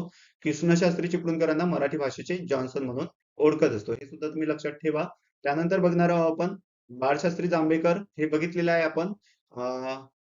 विष्णूशास्त्री चिपळूणकरांना मराठी भाषेचे शिवाजी, कृष्णशास्त्री चिपळूणकरांना मराठी भाषेचे जॉन्सन, हे आपण बघितलेलं आहे. त्याच्यानंतर बघणार आहोत आपण विष्णुरूप शिवाजींनी दादाच्या हातचे पाणी पिले, अशी एक ट्रिक्स आहे. विष्णुरूप म्हणजे विष्णूशास्त्री चिपळूणकर शिवाजी, दादोबा पांडुरंग तरखडकरांना पाणिनी, ही एक ट्रिक्स आहे. विष्णुरूप शिवाजीने दादाच्या हातचे पाणी पिले. लिपीचा शोध लागल्यामुळे लेखन शक्य झालेले आहे. आपण ज्या खुणांनी लिखाण करतो त्याला लिपी असे म्हणतो. आपण ज्या खुणांनी लिखाण करतो ना, ते लिखाण करण्याच्या त्या खुणांना आपण काय म्हणत असतो? लिपी म्हणत असतो. हे सुद्धा तुम्ही इथे लक्षात ठेवायचं आहे. त्यानंतर भाषेचे मूलभूत घटक. त्यानंतर बघणार आहोत आपण भाषेचे मूलभूत घटक. च्या मूलभूत घटकामध्ये आपण वर्ण पाहणार आहोत. तोंडावाटे बाहेर पडणाऱ्या मूलध्वनींना वर्ण असे म्हणतात. ते केवळ ध्वनी असतात, म्हणून त्यांना ध्वनी रूपे सुद्धा म्हणतात. वर्णमाला लिहिताना स्वरांचा पाय मोडला जात नाही. स्वरांचा पाय मोडला जात नाही. वर्णमालेमध्ये, अक्षरमालेमध्ये सुद्धा पाय मोडला जात नाही स्वरांचा. मात्र व्यंजनांचा पाय मोडला जातो. कोणाचा? व्यंजनांचा पाय मोडला जातो. अक्षरमालेमध्ये व्यंजनांचा सुद्धा पाय मोडला जात नाही. पाय मोडला म्हणजे असा. असं तुम्हाला इथे व्यंजनामध्ये म्हणजे वर्णमालेमध्ये असा पाय मोडलेला दिसेल. अक्षरमालेमध्ये तुम्हाला क बघितलं तर तुम्हाला असा दिसेल. हे झालं तुमचं वर्णमालेतलं अक्षर. हे झालं अक्षरमालेतलं क. त्यानंतर आहे आधुनिक वर्ण. आधुनिक वर्ण असणार आहे 52. मूळ किंवा पारंपरिक वर्ण जर तुम्हाला विचारलं किंवा प्राचीन वर्ण जर तुम्हाला विचारलं तर 48 असणार आहे. ती चार कोणती कोणती वाढलेली याच्यामध्ये हे तुम्हाला सांगून देतो. इंग्रजी स्वर आणि आ, हे दोन इंग्रजी स्वर वाढलेले आहे. इंग्रजी स्वर. दुसरं कोणतं आहे? क्ष आणि ज्ञ. क्ष आणि ज्ञ, हे दोन संयुक्त व्यंजन असणार आहे. हे दोन आणि हे दोन, असे चार व्यंजन वाढलेली आहे. सॉरी, चार वर्ण वाढलेली आहे. म्हणून पारंपरिक जे होती 48, ती आता किती झालेली आहे? आधुनिक मध्ये 52. त्यानंतर बघणार आहोत अक्षर. आवाजाच्या किंवा ध्वनीच्या प्रत्येक खुणेला अक्षर म्हणतात. कशाच्या? आवाज जे मी बोलतोय, जे ध्वनी करतोय, त्याच्या प्रत्येक खुणेला काय करतोय आपण? अक्षर म्हणतोय. अक्षर म्हणजे नष्ट न होणारे. क्षर म्हणजे नष्ट होणारे होते, शर म्हणजे नष्ट होणे, पण अक्षर म्हणजे नष्ट न होणारे. अक्षर हे पूर्ण उच्चाराचे असतात. व्यंजन अधिक स्वर, व्यंजन अधिक स्वर मिळून काय बनत असते? अक्षर बनत असते. अक्षरांचा पाय मोडला जात नाही. अक्षरांचा पाय मोडला जात नाही. जसं मला क लिहायचं आहे, तर असा मी डायरेक्ट क लिहिणार. याचा असा पाय मोडला जाणार नाही, हे तुम्हाला लक्षात ठेवायचं आहे.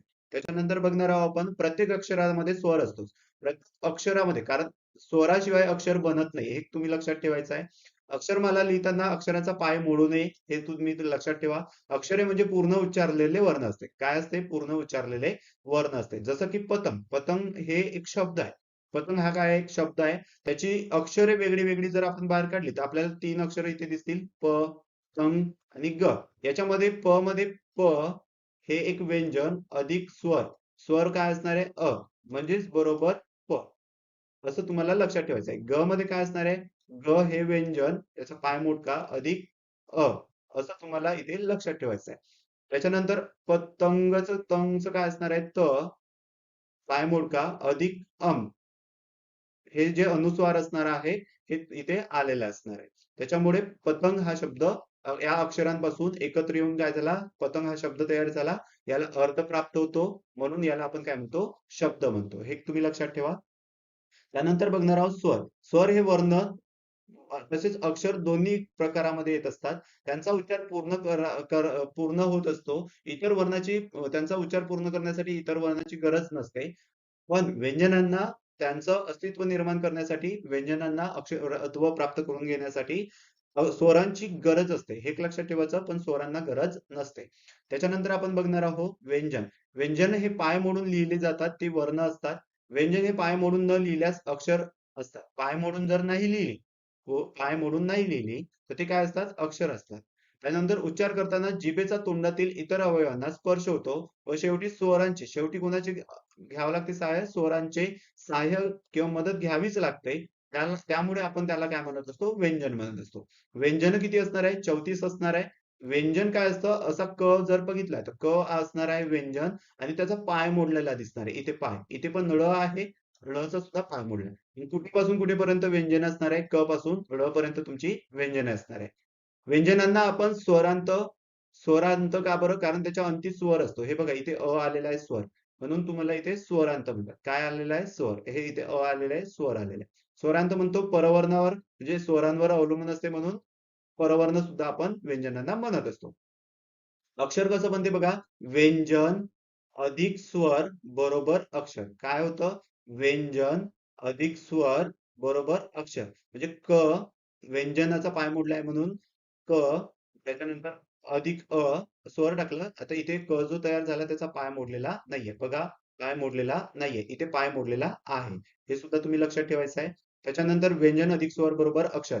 व्यंजने ही अपूर्ण उच्चाराची असतात, पूर्ण उच्चाराची नसतात. अपूर्ण उच्चाराची असतात. पाय मोडून लिहिली जातात. हे सुद्धा तुम्ही लक्षात ठेवा. त्याच्यानंतर बघणार आहोत आपण ठराविक क्रमाने आलेल्या अक्षरांच्या समूहाला काही अर्थ प्राप्त होत असेल तर त्यास शब्द असे म्हणतात. काय म्हणतात?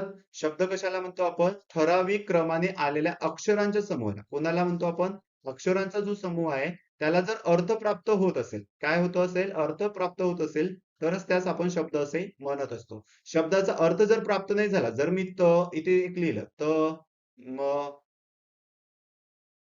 क, ल, प, ब, अ. हे जर मी अक्षर एकत्र करून असं एकच शब्द लिहिलं, तर याला काही अर्थ प्राप्त होतोय का? मग अर्थ प्राप्त होत नसेल, तर त्याला शब्द म्हणणार का? नाही. तर असं तुम्हाला लक्षात ठेवायचं आहे. जोपर्यंत इथे आलेल्या अक्षरांच्या समूहाला, हा अक्षरांचा समूह आहे. हे एक अक्षर आहे, अक्षर, अक्षर, अक्षर यांचा समूह झाला म्हणून त्याला आपण शब्द म्हणतो. पण कधी म्हणायचा शब्द? जेव्हा याला अर्थ प्राप्त होईल तेव्हा. याला अर्थ प्राप्त होत नाही म्हणून हा शब्द झाला नाही. हे तुम्हाला इथं लक्षात ठेवायचं आहे. त्याच्यानंतर बघा शब्दाचा वापर वाक्यात केल्यास त्याला पद असे म्हणतात. जे शब्द आलेले आहे. आता हे जर पूर्ण इथे शब्द आलेले आहे. तर शब्दांत हे हे जे शब्द आहे, हे वाक्यातले शब्द आहे म्हणून यांना काय म्हणतो आपण? पद म्हणतो. हे तुम्ही लक्षात ठेवा. शब्द एक ध्वनी किंवा ध्वनी समूह असतो. शब्दाला संकेताने किंवा रूढीने अर्थ प्राप्त होणे महत्वाचे असते. काय महत्वाचं असतं? अर्थ प्राप्त होणे महत्वाचं असते. हे तुम्ही लक्षात ठेवायचं आहे. ध्वनिकून ध्वनिकून ध्वनिचिन्ह बरोबर काय असतं? अक्षर असतं. अक्षर बरोबर काय होतं? अक्षरांच्या समूहापासून काय बनतं? ध्वनी चिन्हापासून काय बनतं? ध्वनीचे जे चिन्ह असतात त्याच्यापासून त्यांना आपण लिपून ठेवल्यावर अक्षर बनतं. कारण ते लिपून ठेवल्यावर नष्ट होत नाही म्हणून त्याला अक्षर म्हणतो. नष्ट होत नाही, क्षर पावत नाही म्हणून त्याला अक्षर म्हणतो. ध्वनीच्या चिन्हाने. मग ध्वनीच्या चिन्हापासून अक्षर बनते. अक्षरांच्या म्हणजे अक्षर बनते. मग अक्षरांच्या समूहाला जर अर्थ प्राप्त झाला त्याला शब्द असे म्हणतो. शब्दाला अर्थ प्राप्त झाला, शब्दांच्या एकत्र येण्यापासून काय बनते? वाक्य बनते. हे सुद्धा तुम्ही इथं लक्षात ठेवायचं आहे. त्याच्यानंतर बघा वाक्य. ही वाक्य कशाने बनते? शब्दांनी. शब्दांनी किंवा पदांनी बनलेली असतात. पूर्ण अर्थाचे बोलणे. हे बघा पूर्ण अर्थाचे बोलणे जर अर्थपूर्ण इथे काय अर्थपूर्ण शब्द जे असतात, काय असतात तुमचे अर्थपूर्ण शब्द. अर्थपूर्ण शब्द समूहाला अर्थ प्राप्त होत असेल तरच त्याला आपण काय म्हणतो? वाक्य म्हणतो. जसं की नेहमी खरे बोलावे, नेहमी खरे बोलावे. ही जी नेहमी आहे, खरे आहे, ही शब्द आहे. मग यांचं एकत्रीकरण करून एक काय शब्द वाक्य तयार झालं? नेहमी खरे बोल. नेहमी खरे बोलावे याला अर्थ प्राप्त होते म्हणून आपण त्याला काय म्हणतो? वाक्य म्हणतो. राम आंबा खातो, राम आंबा खातो. हे काय झालं तुमचं? वाक्य झालं. पक्षी झाडावर बसले, पक्षी झाडावर बसले. हे एक तुमचे काय झालंय? वाक्य झालेलं आहे. त्याच्यानंतर बघणार आहोत आपण व्याकरण. विद्यार्थी मित्रांनो, व्याकरणमध्ये बघायचंय भाषेचे स्पष्टीकरण करणाऱ्या शास्त्राला किंवा भाषा शुद्ध करणाऱ्या शास्त्राला किंवा नियमांना व्याकरण असे म्हणत असतात. काय म्हणत असतो? भाषेचे स्पष्टीकरण करणाऱ्या शास्त्राला आपण काय म्हणत असतो? भाषा किंवा भाषा शुद्ध करणाऱ्या शास्त्राला किंवा नियमांना व्याकरण म्हणत असतो. भाषा शुद्ध करण्याचं काम करत असते. व्याकरणाला शब्दशास्त्र असे सुद्धा म्हणतात. व्याकरण हा शब्द वि अधिक आ अधिक कृ. कृ म्हणजे करण. हे एक तुम्ही लक्षात ठेवायचं आहे. कृ म्हणजे करण. यापासून व्याकरण हा एक शब्द तयार झालेला आहे. वि अधिक आ अधिक कृ यापासून कोणता शब्द तयार झालेला आहे? व्याकरण झालेला आहे. कृ म्हणजे करण सुद्धा लक्षात ठेवायचं आहे. शब्दशः अर्थ होतो स्पष्टीकरण करणे. पतंजली व्याकरणाला शब्दानुशासन म्हणत होते. भाषा विकसित होत असताना भाषेसोबतच त्या भाषेचं व्याकरण सुद्धा विकसित होत असते. त्याच्यानंतर आपण बघणार आहोत मूळ वर्ण किती होते? आपण मगाशी बघितलं 48 होते. मूळ वर्ण किती आहे असा जर प्रश्न विचारला 48. आधुनिक वर्ण 52. त्याच्यानंतर स्वर किती असणार आहे तुमची? 14 स्वर असणार आहे. स्वरादी किती असणार आहे? 2 असणार आहे. हे सगळे बघणार आहोत आपण पुढे. त्याच्यानंतर व्यंजन असणार आहे तुमचे 34. 48 मूळ वर्ण, आधुनिक वर्ण 52, एकूण स्वर 14, स्वरादी 2, व्यंजन असणार आहे 34, संयुक्त व्यंजन असणार आहे तुमचे 2. क्ष आणि ज्ञ ही संयुक्त व्यंजने. क्ष व ज्ञ ही संयुक्त व्यंजने सबनीस यांनी वर्णमालेत आणलेली आहे. ॲ आणि अ ही इंग्रजी स्वर आहे जी मंगळकर यांनी काय आणले? वर्णमालेत आणली. लू हा जो शब्द आहे याच्यापासून एकमेव क्लुप्ती नावाचा एक शब्द बनतो. कोणता शब्द बनतो? फक्त क्लुप्ती. त्याच्यामुळे हा नष्ट पावत आहे. हे तुम्हाला लक्षात ठेवायचं. हा एक स्वर असणार आहे रू आणि लू. रू आणि लू हे दोन काय असणार आहे? स्वर असणार आहे. या लू पासून एकच शब्द बनतो फक्त क्लुप्ती. रू आणि लू या स्वरांचा 14 खडीमध्ये समावेश होत नाही. एक सुद्धा लक्षात ठेवा. ॲ आणि अ या पाठ्यपुस्तक यांना स्वर मानतं. र हा कंपित वर्ण असणार आहे. त्यानंतर व्यंजनाचा पाय मोडलेला असतो. जेव्हा व्यंजनाचा पाय मोडलेला नसतो तर त्याला व्यंजनांत म्हणतात. एक तुम्ही लक्षात ठेवा. जेव्हा व्यंजनाचा पाय मोडलेला नसतो त्याला काय म्हणतो? स्वरांत सुद्धा म्हणतो. हे सुद्धा तुम्ही लक्षात ठेवायचं आहे. जेव्हा व्यंजनाचा पाय मोडलेला असते, व्यंजनाचा पाय मोडलेला असते तेव्हा व्यंजनांत म्हणतात आणि व्यंजनाचा पाय मोडलेला नसतो तेव्हा त्याला आपण काय म्हणतो? स्वरांत म्हणतो. शेवटी स्वातंत्र्य उभादंड असणारे वर्ण ग न श. ग न श गणेश वरून तुम्ही लक्षात ठेवू शकता. स्वातंत्र्य उपदंड म्हणजे स्वातंत्र्य आहे बघा. ग चा उभा दंड म्हणजे ही जी उभी रेष आहे ती. इथला न मधली उभी रेष, इथली श मधली उभी रेष हे स्वातंत्र्य असणार आहे. म्हणून स्वातंत्र्य उपदंड असणारे किती वर्ण आहे? 3. ग न श असं सुद्धा तुम्हाला लक्षात ठेवायचं आहे. त्याच्यानंतर शेवटी उभदंड असलेले वर्ण कोणते असणार आहे? शेवटी शेवटी स्वातंत्र्य म्हटलेलं आहे. स्वातंत्र्य म्हटलं तर ग न श. त्याच्यानंतर मध्ये उभदंड असणारे क आणि फ. मध्ये म्हणजे इथे मध्ये उभदंड म्हणजे उभी रेष. हे क आणि फ उभ्या दंडाला जोडलेले. उभ्या दंडाला जोडलेले कोणते आहे? न, त अशी खूप सारे असणार आहे. कोणताही दंड नसलेले र असणार आहे. अर्धा उभा दंड असलेले ट. अर्धा म्हणजे असा ट. हा जो अर्धा आहे असा ट, ड, इथे द, ध, ह हे तुम्हाला लक्षात ठेवायचं आहे. अर्धे न होणारे वर्ण. अर्धे न होणारे वर्ण ख, च, घ. शेवटी अर्धे न होणारे वर्ण हे आपण लिहिलेले नाहीये. शेवटी उभा दंड असणारे वर्ण ख, च, घ हे तुम्हाला लक्षात ठेवायचं. स्वातंत्र्य नाहीये ते. त्याच्यानंतर आहे वर्णमालेचे प्रकार. विद्यार्थी मित्रांनो, इथे वर्णमालेचे प्रकार कोणते असणार आहे हे आपल्याला इथे बघायचे आहे. वर्णमालेच्या प्रकारामध्ये स्वर बघायचे आहे, स्वरादी बघायचे आहे, व्यंजन बघायचे आहे आणि संयुक्त व्यंजन बघायचे आहे. वर्णमालेचे प्रकार 4 प्रकार असणार आहे. आपण स्वर एक असणार आहे, स्वरादी असणार आहे, व्यंजन असणार आहे, संयुक्त व्यंजन असणार आहे. मग स्वर मध्ये आपल्याला 4 प्रकार आहेत स्वराचे.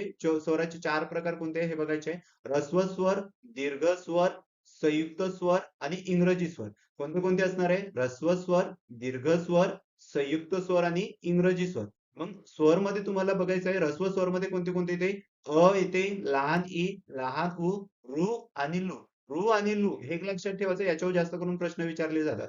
हे दोन्ही काय आहे? ऱ्हस्व स्वर आहे. ऱ्हस्व स्वरांचा उच्चार करण्यास सोपी असतं. त्यांना कालावधी कमी लागतो आणि उच्चार सुद्धा सोपी असतं. म्हणून त्यांना आपण ऱ्हस्व स्वर म्हणतो. कालावधीवरून आपण हे स्वर ठरवत असतो. दीर्घ कालावधी लागतो म्हणून दीर्घ स्वर म्हणतो. ऱ्हस्व स्वराची मात्रा 1 असते, दीर्घ स्वराची मात्रा 2 असते. हे सुद्धा तुम्ही लक्षात ठेवा. दीर्घ स्वरामध्ये ही सगळी स्वर दीर्घ स्वरमध्ये येतात. ही सगळी जी स्वर आहे दीर्घ स्वरमध्ये येतात. तरी पण आपल्याला दीर्घ स्वरामध्ये मुख्य कोणती कोणती आहे? आ, मोठी ई आणि मोठा उ. हे तुमची दीर्घ स्वर आहे. हे सुद्धा तुम्ही लक्षात ठेवायचं. त्याच्यानंतर आहे संयुक्त स्वर. संयुक्त स्वर म्हणजे तुम्हाला 2 स्वरापासून बनलेली जी स्वर असणार आहे, जसं की अ, अधिक ई किंवा ई यापासून तुमचं काय बनलेलं आहे? यडका ए बनलेला आहे. जसं आ, सॉरी अ अधिक उ किंवा मोठा ओ याच्यापासून तुमचं काय बनलेलं आहे ओ बनलेलं आहे. म्हणजे या दोन स्वरांपासून ही काय बनलेली आहे स्वर बनलेली आहे. म्हणून यांना संयुक्त स्वराचं म्हणत असतो. यडका आहे, एरंची आहे, ओजेवाला ओ आणि औषध ओ. हे काय आहे तुमची संयुक्त स्वर आहे. कोणती स्वर आहे? संयुक्त स्वर आहे. त्याच्यानंतर इंग्रजी स्वर कोणती कोणती असणार आहे? इंग्रजी स्वर असणार आहे तुमची ऍ आणि आ. कोणती असणार आहे तुमची इंग्रजी स्वर? ऍ आणि आ. इंग्रजी स्वर कोणती असणार आहे? ऍ आणि आ. ही इंग्रजी मधून आलेली असणार आहे ऍ आणि आ. हे सुद्धा तुम्हाला लक्षात ठेवायचं आहे. आता टोटल किती झाले? इथले 5, 3, 8 आणि 4 8 आणि 4 12. त्याच्यानंतर हे 2 14. अशी 14 तुमची काय असणार आहे? स्वर असणार आहे. हे तुम्ही लक्षात ठेवायचं आहे. त्याच्यानंतर आपण स्वरादी बघू. स्वरादी. स्वर आदी म्हणजे स्वर कुठे लागतो? आधी लागतो म्हणून त्याला आपण काय म्हणतो? स्वर आदी. यांचा उच्चार करत असताना स्वरांचा आधी उच्चार करावा लागतो म्हणून स्वरादी म्हणतो. या अमला आपण अनुस्वार म्हणतो. अनुवर स्वार झालेला आहे आणि इकडे काय विसर्ग. विसर्ग म्हणजे विसाहा घेणे म्हणून याला थोडासा जो फुफ्फुसातली हवा आहे आपण ती बाहेर काढत असतो. त्याला विसाहा घेणे म्हणतो काही क्षणासाठी म्हणून त्याला आ म्हणतो आपण. हे तुम्ही लक्षात ठेवा. अमला अनुस्वार म्हणतो आणि आला काय म्हणतो? विसर्ग म्हणतो. हे दोन काय आपले स्वरादी. स्वरादी कोणते दोन आहे? अम आणि आ. हे तुम्ही लक्षात ठेवायचं आहे. त्याच्यानंतर बघणार आहोत विद्यार्थी मित्रांनो आपण व्यंजने. व्यंजने असणार आहे. व्यंजनांना पर्यायी नाव सुद्धा लक्षात ठेवायचं आहे. व्यंजनांना हल सुद्धा म्हणतात, स्वरांत सुद्धा म्हणतात, परवर्ण सुद्धा म्हणतात. हल व्यंजनांना म्हणतात, स्वरांत म्हणतात, परवर्ण सुद्धा म्हणत असतात. पर्यायी नाव सुद्धा तुम्हाला एमपीएससी सारख्या एक्झामला विचारलीच आहे. त्याच्यामध्ये आपल्याला बघायचं स्पर्श व्यंजने, अर्धस्वर, उष्मे, महाप्राण आणि द्रविडियन वर्ण. हे सुद्धा द्रविडियनला आपण स्वातंत्र्य सुद्धा म्हणू शकतो इथे. स्वातंत्र्य द्रविडियन आपण ळ आणि ळ जो आहे दोघांनाही स्वातंत्र्य म्हणतो आपण किंवा द्रविडियन म्हणतो. तुम्हाला स्वातंत्र्य जर दोन पैकी ऑप्शन मध्ये दोन्ही असेल तर स्वातंत्र्य म्हणायचं आहे. हे सुद्धा लक्षात ठेवा. सांगणार आहे. स्पर्श व्यंजने कोणती असणार आहे हे तुम्ही लक्षात ठेवायचं आहे आता याच्यामध्ये. विद्यार्थी मित्रांनो स्पर्श व्यंजने कोणती असणार आहे आपण इथे बघू. क च ट त प 5 गट केलेले आहे आपण स्पर्श व्यंजन ओळखण्यासाठी. कोणते गट असणार आहे? क च ट त प. कोणते गट असणार आहे? क च ट त प. क च ट त प तुम्ही लक्षात ठेवायचं आहे. क च ट त प वरून तुम्ही त्यांची रचना करायची आहे. क गटामध्ये काय असणार आहे? क ख. क गटामध्ये क ख ग घ अंग. त्याच्यानंतर च गटामध्ये च छ ज झ इय. ट गटामध्ये ट ठ ड ढ न. त्याच्यानंतर तुम्हाला लक्षात ठेवायचं आहे त गटामध्ये त थ द ध आणि न. आणि त्याच्यानंतर प गटामध्ये लक्षात ठेवायचं आहे प फ ब भ म. अशी तुम्हाला काय करायची आहे मांडणी करायची आहे. मांडणी केल्यानंतर तुम्हाला लक्षात ठेवायचं आहे स्पर्श व्यंजनांचे पण सुद्धा काय केलेले आहे आपण प्रकार केलेले आहे. एक काय केलेलं आहे कठोर. स्पर्श व्यंजनांचा कठोर प्रकार आहे.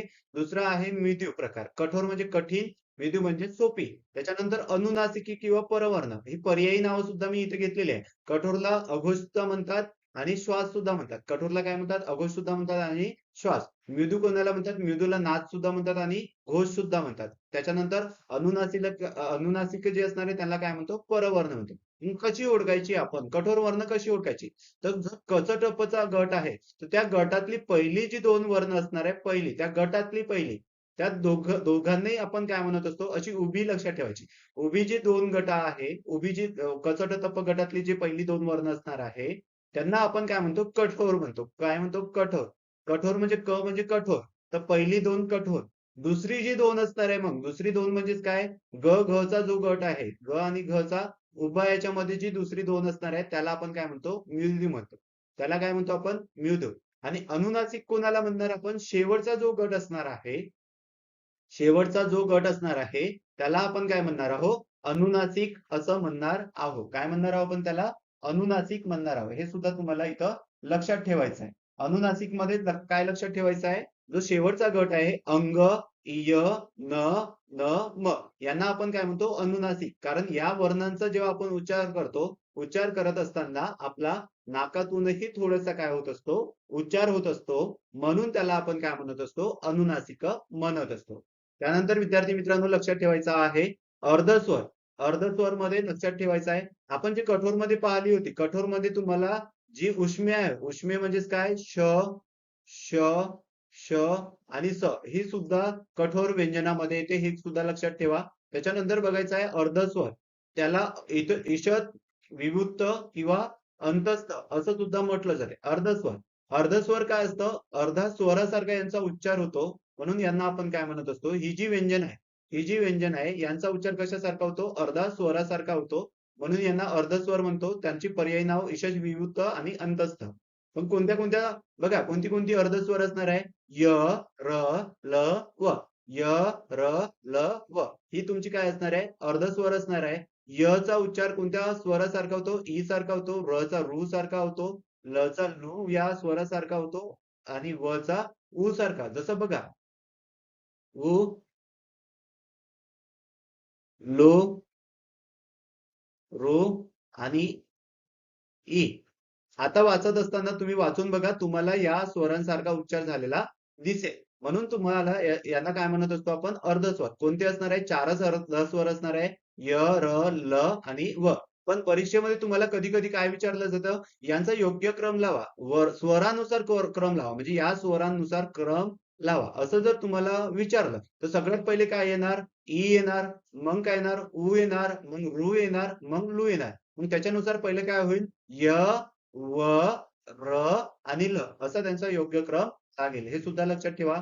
त्याच्यानंतर बघणार आहोत उष्मे. उष्मेला आपण सितकार किंवा घर्षक वर्णे सुद्धा म्हणत असतो. उष्मेमध्ये शाळा श, फुटफुड्या श आणि संमय स ही तीन तुमचे उष्मे असणार आहे. यांचा उच्चार करत असताना जी शरीरातली जी काही ऊर्जा आहे ती बाहेर फेकली जाते. ऊर्जा निर्माण होते, घर्षण निर्माण होते. म्हणून त्याला आपण घर्षक म्हणतो. उष्मे म्हणजे ऊर्जा निर्माण होते म्हणून त्याला आपण काय म्हणतो? उष्मे म्हणतो. कोणती असणार आहे? श असणार आहे, शाळा श, पोटगोळ्या श आणि संमय स अशी तीन तुमची वर्ण उष्मे असणार आहे. त्यानंतर बघणार आहोत आपण महाप्राण. विद्यार्थी मित्रांनो, मुख्य महाप्राण जर विचारलं तर ह असणार आहे. मुख्य महाप्राण काय असणार आहे तुमचा? ह असणार आहे. एक लक्षात ठेवा, एकूण महाप्राण विचारलं तर किती असणार आहे? 14 असणार आहे. मग 14 महाप्राण कोणती? असा जर तुम्हाला प्रश्न विचारला तर तुम्हाला लक्षात ठेवायचे आहे जे आपण गट पाहिले होती त्या गटामध्ये ज्या ठिकाणी आपण इंग्रजीमध्ये यच लावतो, इंग्रजीचा यच, जसं मी ख जर लिहित असेल तर मी के एच लावतो. त्याच्यानंतर ह लिहित असेल ठ तर मी तिथं सुद्धा काय लावत असतो? डी एच लावत असतो. हे की नाही? असं तुम्ही जेव्हा एच लावता तर ही जी इंग्रजी यच जिथं जिथं लागते ती तुमची सगळी काय असणार आहे? महाप्राण असणार आहे. फक्त याचे दोन अपवाद लक्षात ठेवायची. च मध्ये यच असतो पण तो महाप्राण नाही आहे आणि यस मध्ये च नसतो तरी पण तो काय यच नसतो. स मध्ये यच नसतो. स मध्ये यच असतो का? नाही. फक्त काय असतो? यस असतो. पण तरी पण हा महाप्राण आहे. आणि च मध्ये यच असतो तरी पण तो महाप्राण नाहीये. बाकीचं बघा इथे श आलेला आहे. श मध्ये यश यच आलेला आहे. म्हणजे हा सुद्धा महाप्राण आहे. श मध्ये यश यच आलेला आहे. हा सुद्धा महाप्राण आहे. पण हा श यच आलेला आहे. तरी सुद्धा हा महाप्राण आहे. हा अपवाद आहे. हे तुम्हाला लक्षात ठेवायचा. आणि यच मध्ये सॉरी च मध्ये यच आलेला आहे तरी तो महाप्राण नाहीये. यच मध्ये यच नाही आला आहे, नाही आहे तरी पण तो काय आहे? महाप्राण आहे. हे तुम्ही लक्षात ठेवा.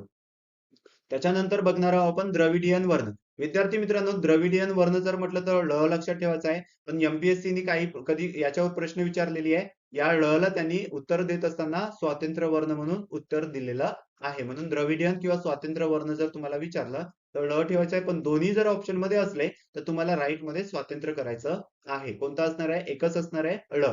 त्यानंतर कठोर वर्ण किती असणार आहे? 13. जे मगाची क च ट त प च्या क गटातली जी पाहिली होती आपण पहिली दोन होती ती कठोर होती. त्याच्यानंतर 13 त्याच्यानंतर जी उष्मी होती 3 ही सुद्धा त्याच्यात ऍड केली तर कठोर वर्ण किती झाली होती तुमची? 13. त्याच्यानंतर मृदुवर्णे जेवढी वाचलेली आहे ती सगळी कोणती असणार आहे? मग तुमची मृदुव्यंजने असणार आहे. त्याच्यानंतर स्वरांना काय म्हणतो? विवृत्त किंवा अच म्हणतो. अच म्हणजे स्वर सुद्धा होतं असं लक्षात ठेवा. व्यंजनांना हल, परवर्ण, समृद्ध आणि स्वरांत अशी वेगळी वेगळी पर्यायी नावं आहे. हे सुद्धा तुम्हाला लक्षात ठेवायचे. त्याच्यानंतर विद्यार्थी मित्रांनो आपल्याला बघायचं आहे वर्णांचे वर्गीकरण. वर्णांचे वर्गीकरण बघत असताना स्वर. स्वर कशाला म्हणतो आपण? विचार लक्षात ठेवा. स्वर स्वतंत्र उच्चाराचे असतात. ओठांचा एकमेकाशी किंवा जिभेचा मुखातील कोणत्याही भागाशी स्पर्श न होता तोंडावाटे जे ध्वनी बाहेर पडतात त्यांना आपण स्वर म्हणतो. म्हणजे स्पर्श न होता, काय न होता? स्पर्श न होता तोंडावाटे जे ध्वनी बाहेर पडतात त्यांना आपण काय म्हणतो? स्वर म्हणतो. स्वर स्वातंत्र्य उच्चाराचे असतात. कसे असतात? स्वतंत्र उच्चाराचे. स्वरोच्चाराच्या वेळी हवेचा मार्ग अडविला जात नसतो म्हणून त्यांना आपण स्वर म्हणतो. स्वरांचा उच्चार प्रवाही असतो त्यामुळे तो लांबविता येतो. व्यंजनांच्या शेवटी मिळून स्वर येतात म्हणून व्यंजनाला अक्षरत्व प्राप्त होते. ह्याच्यामध्ये ऱ्हस्व स्वर बनवणार आपण अ, लहान ई, लहान उ, रू आणि लू. ही काय असतं? ऱ्हस्व स्वर असतं. ऱ्हस्व स्वरांचा उच्चार असतो तो आखूड असतो. काय असतो? आखूड असतो. त्याच्यामुळे कमी कालावधी लागतो उच्चारायला. म्हणून त्यांना आपण ऱ्हस्व स्वर म्हणतो. दीर्घ स्वर काय असणार आहे? मोठा आ असणार आहे, मोठी ई आणि मोठा उ असणार आहे. याच्यामध्ये यांचा जो उच्चार असतो तो दीर्घ स्वरूपाचा असतो, लांबट असतो, म्हणून कालावधी उच्चारायला जास्त लागतो. म्हणून त्यांना आपण काय म्हणत असतो? दीर्घ स्वर म्हणत असतो. त्याच्यानंतर संयुक्त स्वर. संयुक्त स्वरांना सुद्धा आपण दीर्घ स्वरच म्हणत असतो. यडका आहे, एरंची आहे, ओजेवाला हो, औषध हो. हे स्वर काय असे असतात? हे दोन स्वरांचे मिळून बनलेले असतात. म्हणून त्यांना आपण काय म्हणत असतो? संयुक्त स्वर म्हणत असतो. यांचा उच्चार कसा असतो? दीर्घ उच्चार असतो, दीर्घ कालावधी लागत असतो. याच्यामध्ये बघा, यडका हे कसा बनलेला आहे? य अधिक सॉरी अ अधिक ई किंवा मोठी ई बरोबर काय बनलं आहे? यडका आहे. आ अधिक लहान ई किंवा मोठी ई बरोबर एरंची आई. अ अधिक उ किंवा मोठा उ बरोबर काय बनलेला आहे? ओजेवाला ओ. आ अधिक लहान उ किंवा मोठा उ बरोबर काय बनलेला आहे? औ. हे तुम्हाला इथं परीक्षेसाठी लक्षात ठेवायचं आहे. त्याच्यानंतर इंग्रजी स्वर तुमचे बघायचे आहे. ॲ आणि अ हे इंग्रजीमधून आलेले स्वर, मराठीत आलेले स्वर असणार आहे. आता स्वरांचा जर आपला ऱ्हस्व आणि दीर्घपणा जर बदलला, तर तुमचा अर्थ सुद्धा बदलत असतो. जसं पाणी, इथे छोटा नी आलेला आहे, तर हा छोटा नी झाल्यामुळे इथे पाणी म्हणजे काय झालेला आहे? हात. आणि मोठा नी म्हणजेच काय असणार आहे तुमचं? पाणी म्हणजे जल असणार आहे. तसं दिन म्हणजे काय असणार आहे? दिवस असणार आहे. इकडे दी छोटा आलेला आहे. त्याच्यानंतर मोठा दी आला तर इथे काय असणार आहे? गरीब असणार आहे. म्हणजे दिन म्हणजे दिवस सुद्धा होते, दिन म्हणजे गरीब सुद्धा होते. इथे शीर म्हणजे काय होते? डोके होते. शीर म्हणजे शुद्ध लेखनमध्ये तुम्हाला ही प्रश्न विचारली जाईल. म्हणून तुम्हाला लहान शी इथे आलेला आहे. शीर म्हणजे डोके होते. इथे मोठा शीर म्हणजेच काय होतं? रक्तवाहिनी होतं. चंचू म्हणजे चोच होते. चंचू म्हणजे निष्णात होतं. पीक म्हणजे काय आलेलं आहे? कोकिळ सुद्धा होतं. पीक मोठा पीक म्हणजे धान्य होतं. छोटा सूत म्हणजे मुलगा होतं. मोठा सूत म्हणजे धागा होता. छोटा सूर म्हणजे देव होतं. मोठा सूर म्हणजे आवाज होतो. छोटा सलील म्हणजेच काय होतं? पाणी होतं. मोठा सलील म्हणजेच काय होतं? लिहिल्याने होतं. मिलन म्हणजे भेट होतं. मोठा मिलन म्हणजे मिटणे होतं. चाटू म्हणजे संतोष देणारे होतं आणि चाटू म्हणजे लाकडी फळी सुद्धा होतं. हे तुम्हाला लक्षात ठेवायचं आहे. त्याच्यानंतर बघणार आहोत आपण सजाती स्वर. म्हणजे एकाच जातीचे जे स्वर असतात त्यांना आपण काय म्हणत असतो? सजातीय स्वर म्हणत असतो. एकाच जातीची ही असतात. याच्यामध्ये जसं की अ आणि आ. ही काय आहे? ई आणि ई, उ आणि उ. हे तीनच सजातीय स्वर आहे. किती आहे? तीनच सजातीय स्वरांच्या जोड्या. अ, आ, इ, ई, उ, उ. बाकीचं यडका ए, हे स्वजातीय नाहीये. इथे ओ, ओ हे स्वजातीय नाहीये. हे विजातीय आहे. कारण हे दोन स्वरांपासून बनलेले आहे. हे तुम्हाला मी शिकवलेलं आहे. म्हणून ही सजातीय स्वर नाही आहे. ही कोणती आहे? ई. यडका ए म्हणजे जसं बघा, यडका ए म्हणजे कसं? अ अधिक ई आणि ई याच्यापासून बनलेलं आहे, म्हणून हे तुमचं सजातीय स्वर होणार नाही. म्हणून त्याला आपण काय म्हणत असतो? विजातीय. सजातीय किती आहे? फक्त अडका अ, आ, ई, ई आणि उ, उ. हे तुम्हाला लक्षात ठेवायचं आहे. त्याच्यानंतर आपण बघणार आहोत त्याच्यानंतर विद्यार्थी मित्रांनो बघणार आहोत ऱ्हस्व स्वर, दीर्घ स्वर. ऱ्हस्व स्वर, दीर्घ स्वरामध्ये आपल्याला याच्यामध्ये बघायचं आहे उच्चारास लागणाऱ्या कालावधीवरून आपण मात्रा ठरवत असतो. ऱ्हस्व स्वराची मात्रा 1 असते, दीर्घ स्वराची मात्रा 2 असते. हे तुम्हाला लक्षात ठेवायचे आहे. संयुक्त स्वर असणार आहे, एडका आहे, एरंची आहे, ओजेवाला हो, औषध हो. या मात्रा कालावधीनुसार ठरत असतात. आता कमला हे जर शब्द आला, तर तुम्हाला प्रश्न जर विचारला, एकूण मात्रा किती आहे? तर ऱ्हस्वची मात्रा किती आहे? 1 आहे. ऱ्हस्वची मात्रा 1 आहे. कमला ला काय आहे इथे? र अधिक आ. इथे काय आलेलं आहे? आ आलेलं आहे. याच्या मात्रा किती असणार आहे? 2. म्हणजे याच्यामध्ये एकूण मात्रा किती झाल्या? 4. असं तुम्हाला लक्षात ठेवायचं आहे. स्वरादी म्हणजे काय असणार आहे? आणि आ. अनुस्वार आणि विसर्ग यांना स्वरादी आपण म्हणत असतो. विसर्ग आणि हा अनुस्वार. याच्यामध्ये दोन अनुस्वार आणि विसर्गाला आपण स्वरादी म्हणत असतो. 2 स्वरादी असणार आहे. या 2 वर्णांचा उच्चार करण्यासाठी स्वराचा आपल्याला पहिले उच्चार करावाच लागतो. म्हणून त्याला आपण काय म्हणत असतो? स्वरादी म्हणत असतो. त्याच्यामध्ये टीप लक्षात ठेवायचं आहे. ॲ आणि अ. वाळंबे सर काय म्हणतात? स्वरादी म्हणतात. ऋ आणि लृ आणि त्र हे जे वर्ण आहे हे भविष्यात काय होत आहे? नष्ट. कोणते कोणते? ऋ, लृ आणि त्र. हे सुद्धा काय होत आहेत? भविष्यामध्ये नष्ट पावत आहे. हे तुम्ही लक्षात ठेवा. याच्यामध्ये आपण बघितलं होतं अनुस्वारचा आपण बघणार आहोत थोडक्यामध्ये. एखाद्या अक्षरावर अनुस्वार दिल्यास, अनुस्वार म्हणजे इथे अक्षरावर अनुस्वार दिल्यास त्या अक्षराचा उच्चार करावा लागतो. मग तो अनुस्वाराचा उच्चार होतो. म्हणून अनुस्वाराला लगेच मागून आलेला उच्चार दुसऱ्यावर स्वार होणारा असे सुद्धा म्हणतात. अन, अन, अन, अमचे अनुस्वार, अनुनासिक असे दोन उच्चार होते. अमचे अनुस्वार आणि अनुनासिक. अनुस्वाराचं काम अनुनासिक सुद्धा करत असते, हे लक्षात ठेवा. स्पष्ट व खणखणीत जर उच्चार असेल तर त्याला आपण अनुस्वार म्हणतो, आणि स्पष्ट आणि म्हणजे स्पष्ट आणि खणखणीत उच्चार नसेल तर त्याचा उच्चार काय होतो, अनुनासिकासारखा होतो. हे तुम्हाला लक्षात ठेवा. इथे गंगा, शंकर, पांडुरंग हे काय खणखणीत उच्चाराचे आहे, यांच्यावर काय आलेलं आहे, अनुस्वार आलेला आहे. पण यांचा उच्चार आपण वेगळ्या पद्धतीने सुद्धा करू शकतो. त्याच्यामध्ये गंगा, इथे गंगा जर लिहायचं असेल, गंगा लिहायचं असेल तर कसं, जर मला अनुनासिक जर वापरायचं असेल तर मी काय लिहिणार इथे, याच्यामधलं आपल्याला गंग गंगा असं मला लिहावं लागेल. हे याची पर्यायी नाव झाले. हे झालं अनुस्वारामध्ये, हे झालं तुमचं अनुनासिक मध्ये, असं तुम्हाला लक्षात ठेवायचं आहे. हे शिकवेल मी पुढे, याच्यावर मी शिकवणार आहे, लक्षात ठेवा. त्याच्यानंतर विसर्ग मध्ये लक्षात ठेवा. विसर्ग आज तो श्वास सोडणे असा त्याचा अर्थ होतो. विसर्ग म्हणजे मुक्त होणे, हे तुम्ही लक्षात ठेवायचं आहे. विसर्गाचा उच्चार ह या वर्णासारखा होतो. ह या वर्णाला थोडा धक्का दिल्यास किंवा झटका दिल्यास विसर्गाचा उच्चार होत असतो. विसर्गाचा उच्चार पूर्वी सुद्धा एखाद्या स्वराचा आधार घ्यावा लागत असतो. दुःख, इथे बघा, दुःख म्हणा तुम्हाला तुमच्या शरीरातून एक ऊर्जा बाहेर निघाल्यासारखं दिसेल. एक तुम्ही थोडस तिथे काय घेता, विसावा घेणारा, म्हणजे दुःख, कुठेतरी क्षणभर विश्रांती घेता, हे तुम्ही लक्षात ठेवा. व्यंजनेमध्ये हल, व्यंजनांना स्वतंत्र उच्चार करता येत नाही. व्यंजने आपण त्यांना ज्या व्यंजने याच्यामध्ये बघणार आहोत आपण, त्यालाच हल असं म्हणतात. ज्यांना स्वतंत्रपणे उच्चार करता येत नाही त्यांना आपण काय म्हणत असतो, व्यंजने म्हणत असतो. व्यंजने हे उच्चार अपूर्ण उच्चाराची असतात. त्यांना पूर्ण उच्चाराची दाखवण्यासाठी आपण त्याचा पायमोडका लिहिला असतो. वर्णमालेत एकूण 34 व्यंजने असणार आहे. किती व्यंजने असणार आहे वर्णमालेमध्ये, एकूण 34 असणार आहे. उच्चार करताना जिभेचा तोंडातील इतर अवयवांना सुद्धा स्पर्श होतो. हवेचा मार्ग अडवून शेवटी स्वरांचे सहाय्य घ्यावे लागणाऱ्या प्रत्येक वर्णाचा व्यंजनामध्ये काय होत असतो, समावेश होत असतो. हे सुद्धा तुम्ही इतर लक्षात ठेवायचं आहे. व्यंजनांचा उच्चार पूर्ण किंवा स्पष्ट करण्यासाठी स्वराचे सहाय्य घ्यावे लागते. कोणाचे सहाय्य घ्यावे लागते, स्वराचे. स्वराचे सहाय्य घ्यावे लागते, म्हणून त्यांना स्वरांत सुद्धा आपण म्हणत असतो. काय म्हणत असतो, स्वरांत. स्वर अंती लागते म्हणून स्वरांत म्हणतो. व्यंजने ही अपूर्ण उच्चाराची असतात, म्हणून त्याचा पाय मोडला जातं. पाय मोडलं जातं त्याला आपण निभृत उच्चाराची म्हणत असतो. हे तुम्ही लक्षात ठेवा. दैनंदिन वापरात व्यंजनावर स्वर मिसळूनच आपण त्याचा उच्चार करत असतो. जेव्हा आपण दैनंदिन जीवनात वापरतो तेव्हा आपण पायमोडका वापरत नाही, डायरेक्ट काय वापरतो, पूर्ण उच्चाराची वापरत असतो. त्याच्यामध्ये स्वर मिसळून वापरत असतो, हे तुम्ही लक्षात ठेवा. उच्चार पूर्ण होण्यासाठी व्यंजने स्वरावर अवलंबून असतात. व्यंजनाला अक्षरत्व येण्यासाठी स्वर मिसळणे गरजेचं असते. आखूड किंवा तोडक्या उच्चाराला निभृत उच्चार म्हणतात. काय म्हणतात, आखूड किंवा तोडक्या जो पायमोडलेला स्वर असतो म्हणजे व्यंजन असतो, त्याला आपण निभृत उच्चाराची व्यंजने म्हणतो. संस्कृत मध्ये व्यंजनांना हल म्हणतात. संस्कृत मध्ये काय म्हणतात, हल म्हणतात.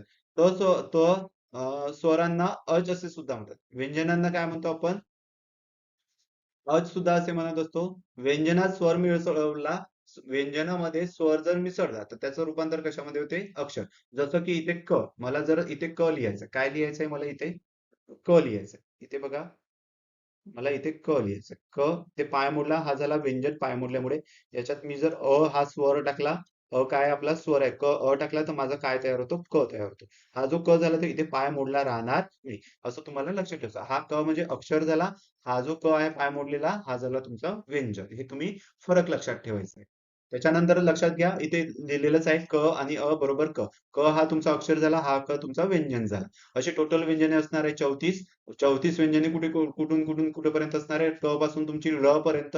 ळ पर्यंत तुमची काय असणार आहे, व्यंजने असणार आहे. हे तुम्ही लक्षात ठेवायचं आहे. केली होती क च ट त प. हे तुम्ही लक्षात ठेवा. कठोर व्यंजने कोणती असणार आहे, ही तुमची कठोर व्यंजने असणार आहे. कोणती असणार आहे, 5 गटातली ही पहिली दोन, क ख, च छ, ट ठ, त थ, प फ. आणि उष्मे जी मी तुम्हाला मगाशी सांगितली, श श आणि स, ही 3 उष्मे, अशी टोटल तुमची एकूण किती कठोर व्यंजने असणार आहे, 13. म्हणजे पहिली दोन जी होती मगाशी गट केली होती आपण, क च ट त प. या क च ट त प च्या पहिली जी दोन वर्ण असणार आहे, ती पहिली जी दोन व्यंजने असणार आहे, ती तुमची काय असणार आहे, कठोर असणार आहे. शेवटची दोन असणार आहे ती मृदू असणार आहे. आणि सर्वात शेवटचं जे 5व्या नंबरचे होते ते अनुनासिके असणार आहे. हे तुम्ही लक्षात ठेवायचं होतं. त्याच्यानंतर बघा, मृदू किंवा नाद किंवा घोष व्यंजने, बाकी सगळी जी वाचलेली आहे ही सगळी तुमची काय असणार आहे, कठोर सोडली की बाकी सगळी तुमची काय असणार आहे, मृदू व्यंजने किंवा नाद व्यंजने असणार आहे. हे तुम्हाला लक्षात ठेवायचं आहे. त्याच्यानंतर अनुनासिके, अनुनासिकेंना आपण परसवर्ण असं म्हणत असतो. अनुनासिके अनुस्वाराच्या ऐवजी वापरता येतात म्हणून त्यांना परसवर्ण. परसवर्ण काय म्हणतो? अनुनासिके अनुस्वार. अनुस्वार म्हणजे जो टिंब देऊन आपण जे लिहित असतो असं. तर ते अनुस्वाराच्या जागी वापरतात म्हणून परसवर्ण असं सुद्धा म्हणतात. य, र, ल, व हे आपण काय पाहिलं होतं? अर्धस्वर पाहिली होती. इ, रू, लू, उ. याचा इ, रू, लू, उ असा त्याचा काय होतो? अर्धस्वरामध्ये उच्चार होतो. स्वरानुसार जर क्रम लावायला लावला, याच्यानुसार क्रम लावायला लावला, तर काय होईल? पहिले य, नंतर व, र, ल तसा योग्य क्रम लागेल. उष्मे कोणती असणार आहे? श, श आणि स. उष्मे म्हणजे ऊर्जा निर्माण होते. मी तुम्हाला मगाशी सांगितलेलं आहे म्हणून याच्यावर जास्त वेळ घेणार नाही. उष्मे म्हणजेच काय असणार आहे? श, श आणि स.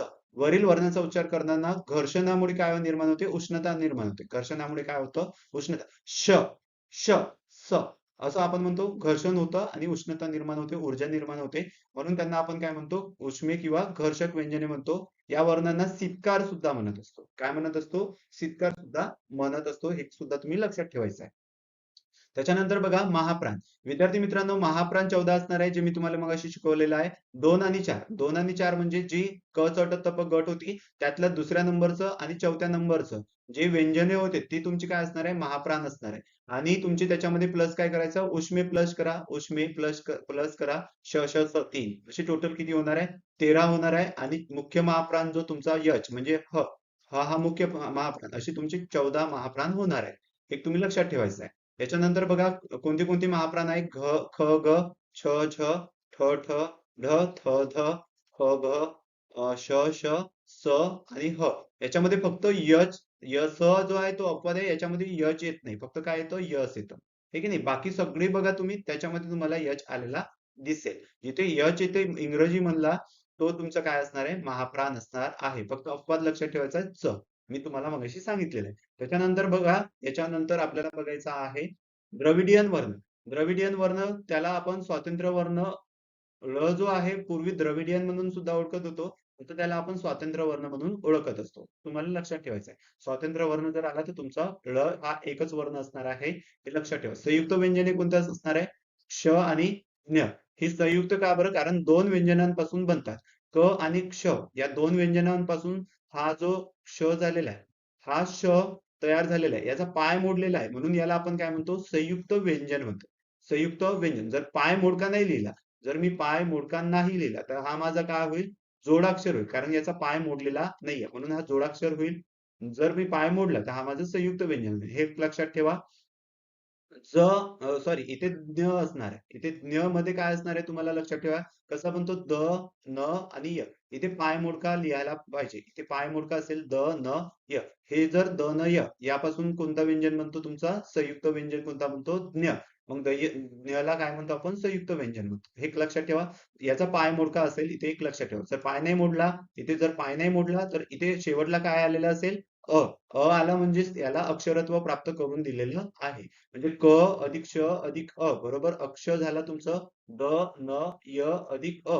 काय आलं? स्वर आला म्हणून त्याला अक्षरत्व प्राप्त झालं. म्हणून ते काय झालं तुमचं आता? जोडाक्षर झालं. हे सुद्धा तुम्हाला इथं लक्षात ठेवायचं आहे. त्याच्यानंतर बघा अनुनासिक. अनुनासिक काय असतं? ज्यांचा उच्चार करायचे काही वर्ण असतात त्यांचा उच्चार करत असताना आपल्याला नाकातूनही उच्चार करावा लागतो. म्हणून त्याला आपण अनुनासिक म्हणतो. अनुनासिक काय असणार आहे? 5 असणार आहे. अंग, इय, न, न आणि म.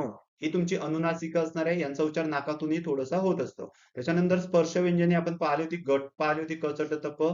कठोर व्यंजने पहिली 2, मृदू व्यंजने शेवटची 2 म्हणजे दुसरी 2 आणि शेवटचं अनुनासिक आहे. असं तुम्हाला लक्षात ठेवायचं होतं. पहिली 2 कठोर क म्हणजे कठोर. इथे लक्षात ठेवा पहिली 2 कठोर, दुसरा, तिसरा आणि चौथा क्रमांक म्हणजे दुसरी 2 जी होती ती मृदू आणि अनुनासिक आहे सर्वात शेवटचं. अंग, इय, न, न, म ही अनुनासिके आहे. हे सुद्धा तुम्हाला इथे लक्षात ठेवायचं होतं. त्याच्यानंतर विद्यार्थी मित्रांनो आपण बघणार आहोत संत. अनुनासिकांच्या अनुस्वारांच्या जागी आपण अनुनासिके वापरून आपण काय करत असतो? रूपांतर. संत त आलेला आहे. तर इथे त मधला जो अनुनासिक आहे, त मधला त गट. त म्हणजे त, थ, द, थ, न. तर न हा काय आहे तुमचा? अनुनासिक आहे. तुम्हाला इथे संत त काय? इथे संतचा इथे सन वर काय आलेला आहे? अनुस्वार आलेला आहे. अनुस्वार आलेला आहे. अनुस्वार. मग या अनुस्वाराच्या जागी तुम्हाला अनुनासिक वापरता येतं. तर कोणतं अनुनासिक वापरायचं? त्या अनुस्वाराच्या नंतर जो व्यंजन आलेला आहे. कोणता व्यंजन आलेला आहे? त. मग त्याच गटातला आपल्याला काय करायचं आहे, अनुनासिक घ्यायचा आहे. म्हणजे त आलेला आहे तर मग मी त गटामधला काय घेणार, अनुनासिक घेणार. मग माझं त गटातला अनुनासिक काय येणार आहे, न येणार आहे. म्हणून मी त्याला न मध्ये न काय करील, घेणार आहे. इथे च बघा, इथे च घेतलेला आहे, चंच. मग सन कुठे आलेला आहे, इथे सन वर च वर अनुनासिक आलेला आहे, सॉरी अनुस्वार आलेला आहे. मग अनुस्वाराच्या जागी मला काय वापरायचं आहे, अनुनासिक वापरायचं आहे. अनुनासिक मग मी कोणतं अनुनासिक घेणार, या अम नंतर जे व्यंजन आलेलं आहे, इथं कोणतं व्यंजन आलेलं आहे, च. इथे कोणतं व्यंजन आलेलं आहे, च. म्हणून च च्या गटातलं मला अनुनासिक घ्यावं लागेल. मग च च्या गटात कोणतं अनुनासिक येते, इय. काय येतं, इय. म्हणून मी इथं चंचल असं घेतलेलं आहे. जसं की तुम्हाला पुन्हा एक लक्षात ठेवा, जसं की पंख. इथे पंख मध्ये काय असणार आहे, इथे पंख. इथे पंख मध्ये लक्षात घ्या, हे जे पंख आहे, पंख, तर पंख इथे अनुस्वार आलेला आहे. काय आलेला आहे, अनुस्वार. प अधिक अनुस्वार. असा प अधिक अनुस्वार पम झाला. पंख झाला, पंख. तर ख जो असणार आहे, याच्यानंतर येणारा जो व्यंजन आहे, त्याच्या गटातला मला काय घ्यायचा आहे, अनुनासिक घ्यायचा. काय घ्यायचा, अनुनासिक घ्यायचा. अनुनासिक काय आहे माझा, ख म्हणजे कोणत्या गटातलं होतं, क गटातलं होतं. म्हणजे क गटामध्ये अनुनासिक कोणता आहे, क ख ग घ अंग. काय आहे क गटातला अनुनासिक, अंग.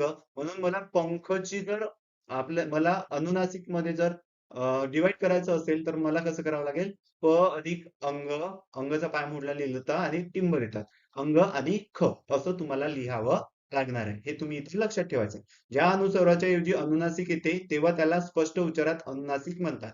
हे तुम्ही लक्षात ठेवा. जर आता आपली जी गट जी होती ती म पर्यंत होती. शेवटचा प गट होता. क च ट त प. प गट होता प प ब भ म. म नंतर तुमची ही चार अर्धस्वर होती. ही उष्मी होती. ळ हा महाप्राण होता. मुख्य महाप्राण आणि ळ हा काय होता, स्वातंत्र्य वर्ण होता. तर ही जर व्यंजने आली तर तुम्हाला जसंच्या तसंच अनुनासिक घ्यायचं नाहीये. तुम्हाला जसंच्या तसंच अनुस्वार घ्यायचा आहे. अनुस्वार. अनुस्वार म्हणजेच काय, जो टिंब असेल, टिंब तो. जसं सिंह लिहिलं. काय लिहिलं मी, सिंह. तर मला याचं मला रूपांतर करत असताना मला काय लिहावं लागेल, सिंहच लिहावं लागेल. कारण काय आहे, याचं अनुनासिक आहे का, अनुनासिक नाहीये. म्हणून मला काय लिहावं लागेल, सिंह. कारण ह कुठला आहे, म पर्यंतच फक्त तुम्हाला अनुस्वार घ्यायचे आहे. म नंतर तुम्हाला येणारी ही जी व्यंजन आहे, यांच्यासाठी कोणतंही अनुनासिक जर वापरलं तर तुम्हाला काय घ्यायचं आहे, जसंच्या तसंच शब्द लिहायचा आहे. बघा संयम लिहिलेला आहे, तर मला त्याचा पर्यायी शब्द पण संयमच लिहायचा आहे. म्हणजे मला शेवट काय घ्यायचा आहे, अनुनासिक जे आलेलं आहे, अनुनासिक येणार नाही याच्यामध्ये, अनुस्वारच घ्यायचा आहे. मास लिहायचं असेल तर मला त्याचा संशय लिहायचा असेल, संज्ञा लिहायचं असेल, संयोग लिहायचा असेल, तर मला याचा पर्यायी शब्द सुद्धा तसंच लिहायचा आहे. काय लिहायचं आहे, संशयच लिहायचा. हे तुम्हाला लक्षात ठेवायचं आहे परीक्षेच्या दृष्टिकोनातून. फक्त कुठेपर्यंत लक्षात ठेवायचं आहे, अनुनासिक घ्यायचं, म पर्यंतच अनुनासिक घ्यायचे आहे. त्याच्यानंतर येणाऱ्या कोणत्याच साठी अनुनासिक घ्यायचं नाहीये. त्याच्यासाठी काय घ्यायचंय, अनुस्वारच घ्यायचंय. काय घ्यायचंय, अनुस्वार. अनुस्वार म्हणजे असा टिंब आणि अम, हे जे असणार आहे ते. हे तुम्ही लक्षात ठेवा. जसं वेदांत असेल तर दंत, त आलं तर त च्या गटातला आहे. त मध्ये काय आहे, त थ द थ न आहे. म्हणून हा मी अनुस्वार घेतला, सॉरी अनुनासिक घेतलं. पण जर माझं य असतं, इथे य मध्ये कुठला अनुनासिक आहे का, अनुनासिक नाही आहे य गटामध्ये. य चा कुठला गट आहे का, नाही आहे. म्हणून मी तिथे काय लिहिणार, डायरेक्ट अनुस्वार घेऊनच लिहिणार, अनुस्वार घेऊनच लिहिणार. हे तुम्ही लक्षात ठेवा. त्याच्यानंतर काही शब्द आहे जे आपण लिहत असतो, अक्कल, अक्कल असे दोन पद्धतीमध्ये लिहितो, आडव्या आणि उभ्यामध्ये. त्याच्यानंतर बघणार आहोत आपण वर्ण आणि त्याची उच्चार स्थाने. विद्यार्थी मित्रांनो, अत्यंत डीप मध्ये मी इथे शिकवतोय. एकदा तुम्ही वाचून काढा. एकदा वाचून काढल्यानंतर तुम्हाला परत वाचण्याची गरज असणार नाहीये. म्हणून तुम्हाला इथे लक्षात ठेवायचं आहे. इथे बघा, वर्ण आणि त्याची काही उच्चार स्थाने असणार आहे. काय असणार आहे, वर्ण आणि त्याची काही उच्चार स्थान आहे. त्या वर्णांचा जो उच्चार करत असताना जिभेचा मुखातील ज्या भागाला स्पर्श होतो त्या भागाचं नाव आपण कशाला देत असतो, या वर्णांना देत असतो. मग ती वर्ण आणि ती त्यांची उच्चार स्थानानुसार जी काही नावं असणार आहेत, कंठ, तालव्य, मूर्धन्य, दंत्य, ओष्ठ, कंठ तालव्य, कंठ ओष्ठ, दंत ओष्ठ, दंत तालव्य, ही त्यांची जी काही नावं असणार आहे, ही कशी ओळखायची ही मी तुम्हाला इथे ट्रिक्सच्या माध्यमातून सांगणार आहे. ही जी ट्रिक्स असणार आहे, या ट्रिक्सच्या माध्यमातून तुमचं पूर्ण इथे शॉर्टकट मध्ये अत्यंत कमी वेळामध्ये मी इथे समजावून सांगणार आहे. आता बघा, लक्ष द्या. याच्यामध्ये काय लक्षात ठेवायचं आहे, लक्ष द्यायचं आहे याच्यामध्ये काय लक्षात ठेवायचं आहे बघा. जी मी वर्ण उच्चारतो, वर्ण उच्चारत असताना माझा उच्चारत असताना जिभेचा मुखातील ज्या भागाला स्पर्श होतो त्या भागाचं मी इथे काय दिलं जाते त्या वर्णाला नाव दिलं जाते. कोणती कोणती नाव असणार आहे? कंठ असणार आहे, तालव्य असणार आहे, कंठ, तालव्य, मूर्धन्य, दंत्य, ओष्ठ, कंठ तालव्य, कंठ ओष्ठ, दंत ओष्ठ, दंत तालव्य अशी तुमची ही नावं असणार आहे. हे तुम्हाला इथं लक्षात ठेवायचं आहे. मग याच्यामध्ये तुम्हाला लक्षात ठेवण्यासाठी तुम्हाला एक ट्रिक सांगतो. याची क्रमवार आणि सिक्वेन्स कसं लक्षात ठेवायचं आहे. क, ल, म, द, आ. आपण स्टेप बाय स्टेप 2 स्टेप मध्ये बघू याला. काय लक्षात ठेवायचं आहे? क, ल, म, द, आ. क म्हणजे कंठ, ल म्हणजेच फक्त ल इथे आलेला आहे म्हणजे तालव्य. लक्षात ठेवण्यासाठी ट्रिक्स पाठ राहावी म्हणून इथे मी असं ल घेतलेलं आहे.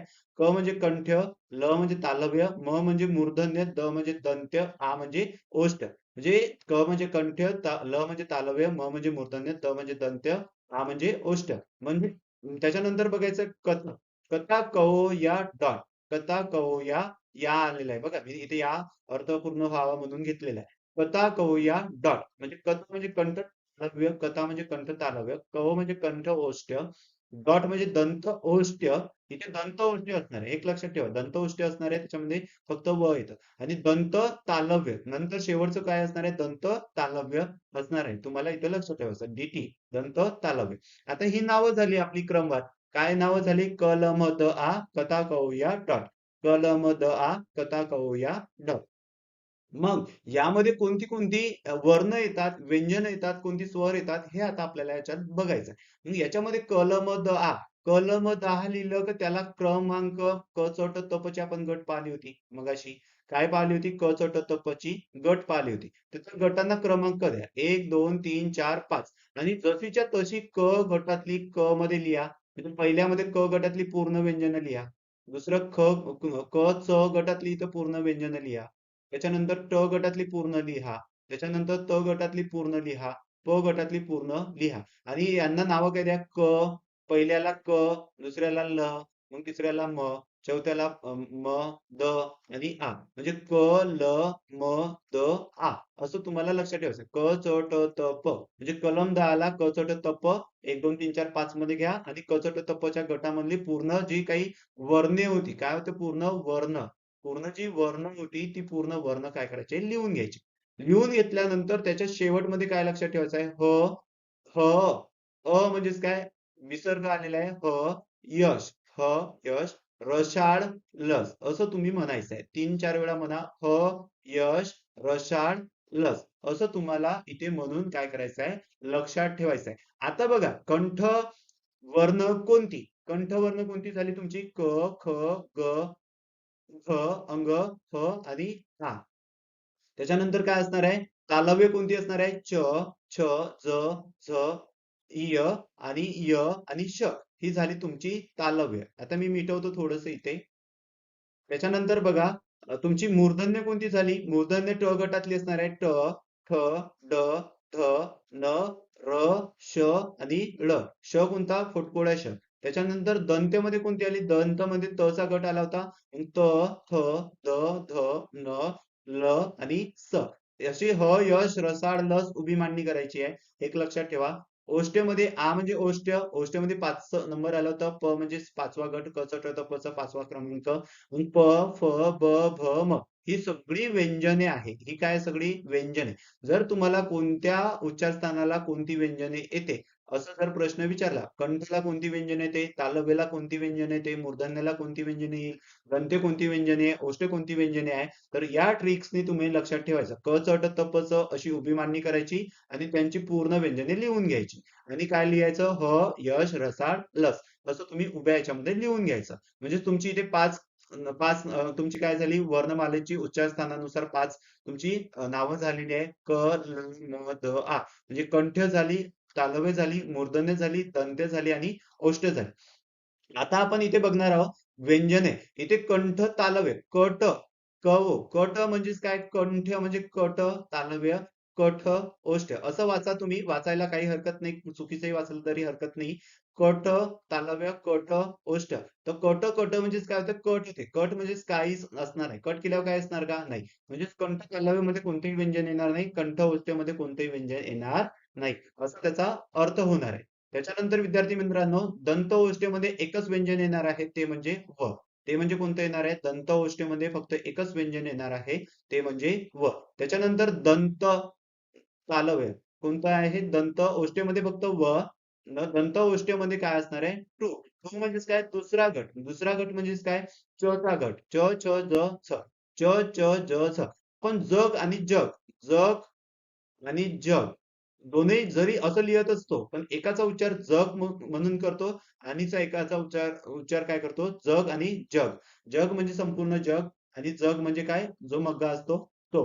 म्हणजे उच्चार स्थान इथे य सारखा एखाद्या ठिकाणी उच्चार होतो, आणि एखाद्या ठिकाणी कसा होतो? ज चा उच्चार होतो. म्हणून इथे तुम्हाला च, छ, ज, झ ही उच्चार स्थानं दिलेली आहे.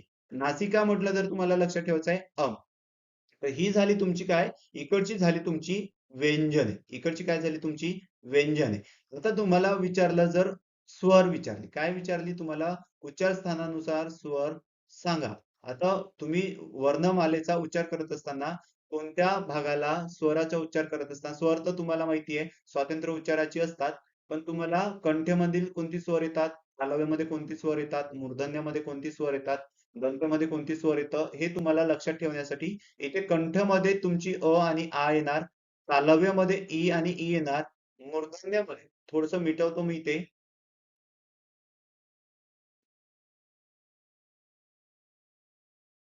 लक्ष द्या. कंठ्यामध्ये काय येणार आहे? तुमचं अ आणि आ येणार आहे. त्याच्यानंतर तालव्यामध्ये दोन दोन दोनची कट केलेली आहे. तालव्यामध्ये लहानी आणि मोठी येणार आहे. मूर्धन्यामध्ये तुमचं फक्त रू येणार आहे. दंत्यामध्ये तुमचं फक्त लू येणार आहे. ओष्ठ्यामध्ये आ, लहान ऊ आणि मोठा ऊ येणार आहे. कंठ तालव्यामध्ये तुमचं एडका ए, आ आणि एरंची आई हे येणार आहे. आणि कंठ ओष्ठ्यामध्ये ओ, आ आणि औ ही तुमची स्वर येणार आहे. दंतओष्ठ आणि दंत तालव्यामध्ये कोणती स्वर येत नाही. अशा स्वरूपामध्ये तुम्हाला उच्चार स्थान आणि कोणती त्यांची वर्ण आहे, ही इथे तुम्ही बघितलेली आहे. ही ट्रिक्स लक्षात ठेवा क्रमवार येण्यासाठी. त्याच्यानंतर इथे 1, 2, 3 ला हा 2 मिळून 4, 5 आणि 6 नंबर द्या. ही झाली स्वरांची 6 नंबर. इकडे 1, 2, 3, 4, 5 अशी नंबर द्या. क, च, ट, त, प ची नंबर, त्यांची पूर्ण व्यंजने लिहून घ्या. लिहून घेतल्यानंतर फक्त लक्षात काय ठेवा? ह, यश, रसाळ, लस. मग कंठ तालव्यामध्ये काहीच नसणार आहे व्यंजन. कंठ ओष्ठ्यामध्ये कोणती व्यंजन नसणार आहे? द्वि दंत ओष्ठ्यामध्ये व असणार आहे. दंत तालव्यामध्ये च, छ, ज, च वर्ण असणार आहे. हे तुम्हाला लक्षात ठेवायचं आहे. त्याच्यानंतर बघा, अ हे स्वर असणार आहे, व हे व्यंजन असणार आहे. हे जे असणार आहे व्यंजन, म्हणजे स्वर, हे तुम्हाला लक्षात ठेवा. व्यंजन अधिक स्वर बरोबर काय होतं? अक्षर होतं. म्हणजे जसं की व्यंजन पाय मोडलाय तर तो व्यंजन झाला, आणि स्वराचा पाय मोडला राहत नाही. मग या दोघां मिळून काय बनतं? अक्षर. अक्षरामध्ये बघा तुम्ही इथे क आलेला आहे. इथे क अधिक अ बरोबर क झालेला आहे. क या व्यंजन अधिक अ, तर क झालेला आहे. पण इथे पाय मोडलेला नाहीये, इथे पाय मोडलेला दिसेल. त्याच्यानंतर क अधिक रू बरोबर क्रू. क्रू म्हणजेच काय असणार आहे तुमचं? हे सुद्धा व्यंजन, हे सुद्धा अक्षर असणार आहे, जोडाक्षर नाही. क्रू काय आहे तुमचं? स्वर मिळालेला आहे, म्हणून ते तुमचं काय असणार आहे? अक्षर असणार आहे. जोडाक्षर लिहायचं नाही. लक्षात ठेवायचं आहे. स्वर अधिक स्वर संयुक्त स्वर होतात. स्वर अधिक स्वर काय होतात? दोन स्वरांपासून एक स्वर बनत असेल, त्याला आपण संयुक्त स्वर म्हणतो. जसं की हे यडका आहे, एरंची आहे, उजेवाला औषध. व्यंजन अधिक व्यंजन जर आलं तर त्याला आपण संयुक्त व्यंजन काय म्हणतो? संयुक्त व्यंजन. जसं म अधिक ह जर आलं तर त्याला आपण म म्हणतो. हे झालं संयुक्त व्यंजन. व्यंजन अधिक तेच व्यंजन आलं तर द्वित्व म्हणतो. आपण काय म्हणतो? द्वित्व. म्हणजे क अधिक क जर आलं, तेच व्यंजन म्हणजेच क अधिक क आलं, तर ते काय झालं? द्वित्व झालं. व्यंजन अधिक स्वर जर आला तर जोडाक्षर होतं. जसं क, श अधिक अ, अ म्हणजे स्वर आला तर तुमचं काय झालं? क्ष तयार झालं. द, न, य अधिक अ आला तर तुमचं ज्ञ, हे काय झाली? तुमची दोन्ही जोडाक्षर झाली. कंपित वर्ण किंवा दंड नसलेला वर्ण र. कंपित वर्ण किंवा दंड नसलेला वर्ण र. खऱ्या इथं र आलेला आहे. प्रकाश इथे र आलेला आहे. कृप र वेगळ्या नावाने ओळखली जातात. वेगळ्या वेगळ्या नाव म्हणजे प्रकारे र ची उच्चार केली जातात. खऱ्या किंवा वापरली जातात. इथे बघा फऱ्या, प्रकाश, इथे र, कृपा आली असा र, ड्रम मध्ये असा र लिहितो, कर्म मध्ये असा र करतो, है की नाही? पृथ्वीमध्ये असा र करतो. ठीक आहे, ही तुम्हाला लक्षात ठेवायची आहे. त्याच्यानंतर मूलध्वनी. मूलध्वनी म्हणजे एकूण ध्वनी किती आहे? मूलध्वनी म्हणजेच काय? एकूण ध्वनी किती आहे? याच्यामध्ये एकूण ध्वनी एक शब्द दिलेला असेल आणि तुम्ही त्याच्यामध्ये एकूण मूलध्वनी किती, एकूण स्वर किती, एकूण व्यंजन किती, एकूण जोडाक्षर किती, एकूण स्वरादी किती, एकूण अनुस्वार किती, अशा सारखी तुम्हाला इथे प्रश्न विचारली जाईल. मग तुम्हाला इथे काय करायचं आहे? सगळ्यात पहिले मूलध्वनी जर ओळखायचं असेल, तर दिलेल्या शब्दाची फोड करायची. काय करायची? दिलेल्या शब्दाची फोड करायची. म्हणजे हा जो अक्षर आलेला आहे किंवा हा जो अक्षर आलेला आहे, याच्यामध्ये काय असणार आहे? वर्ण 2 किंवा 2 वर्ण असू शकतात किंवा 1 वर्ण आहे का?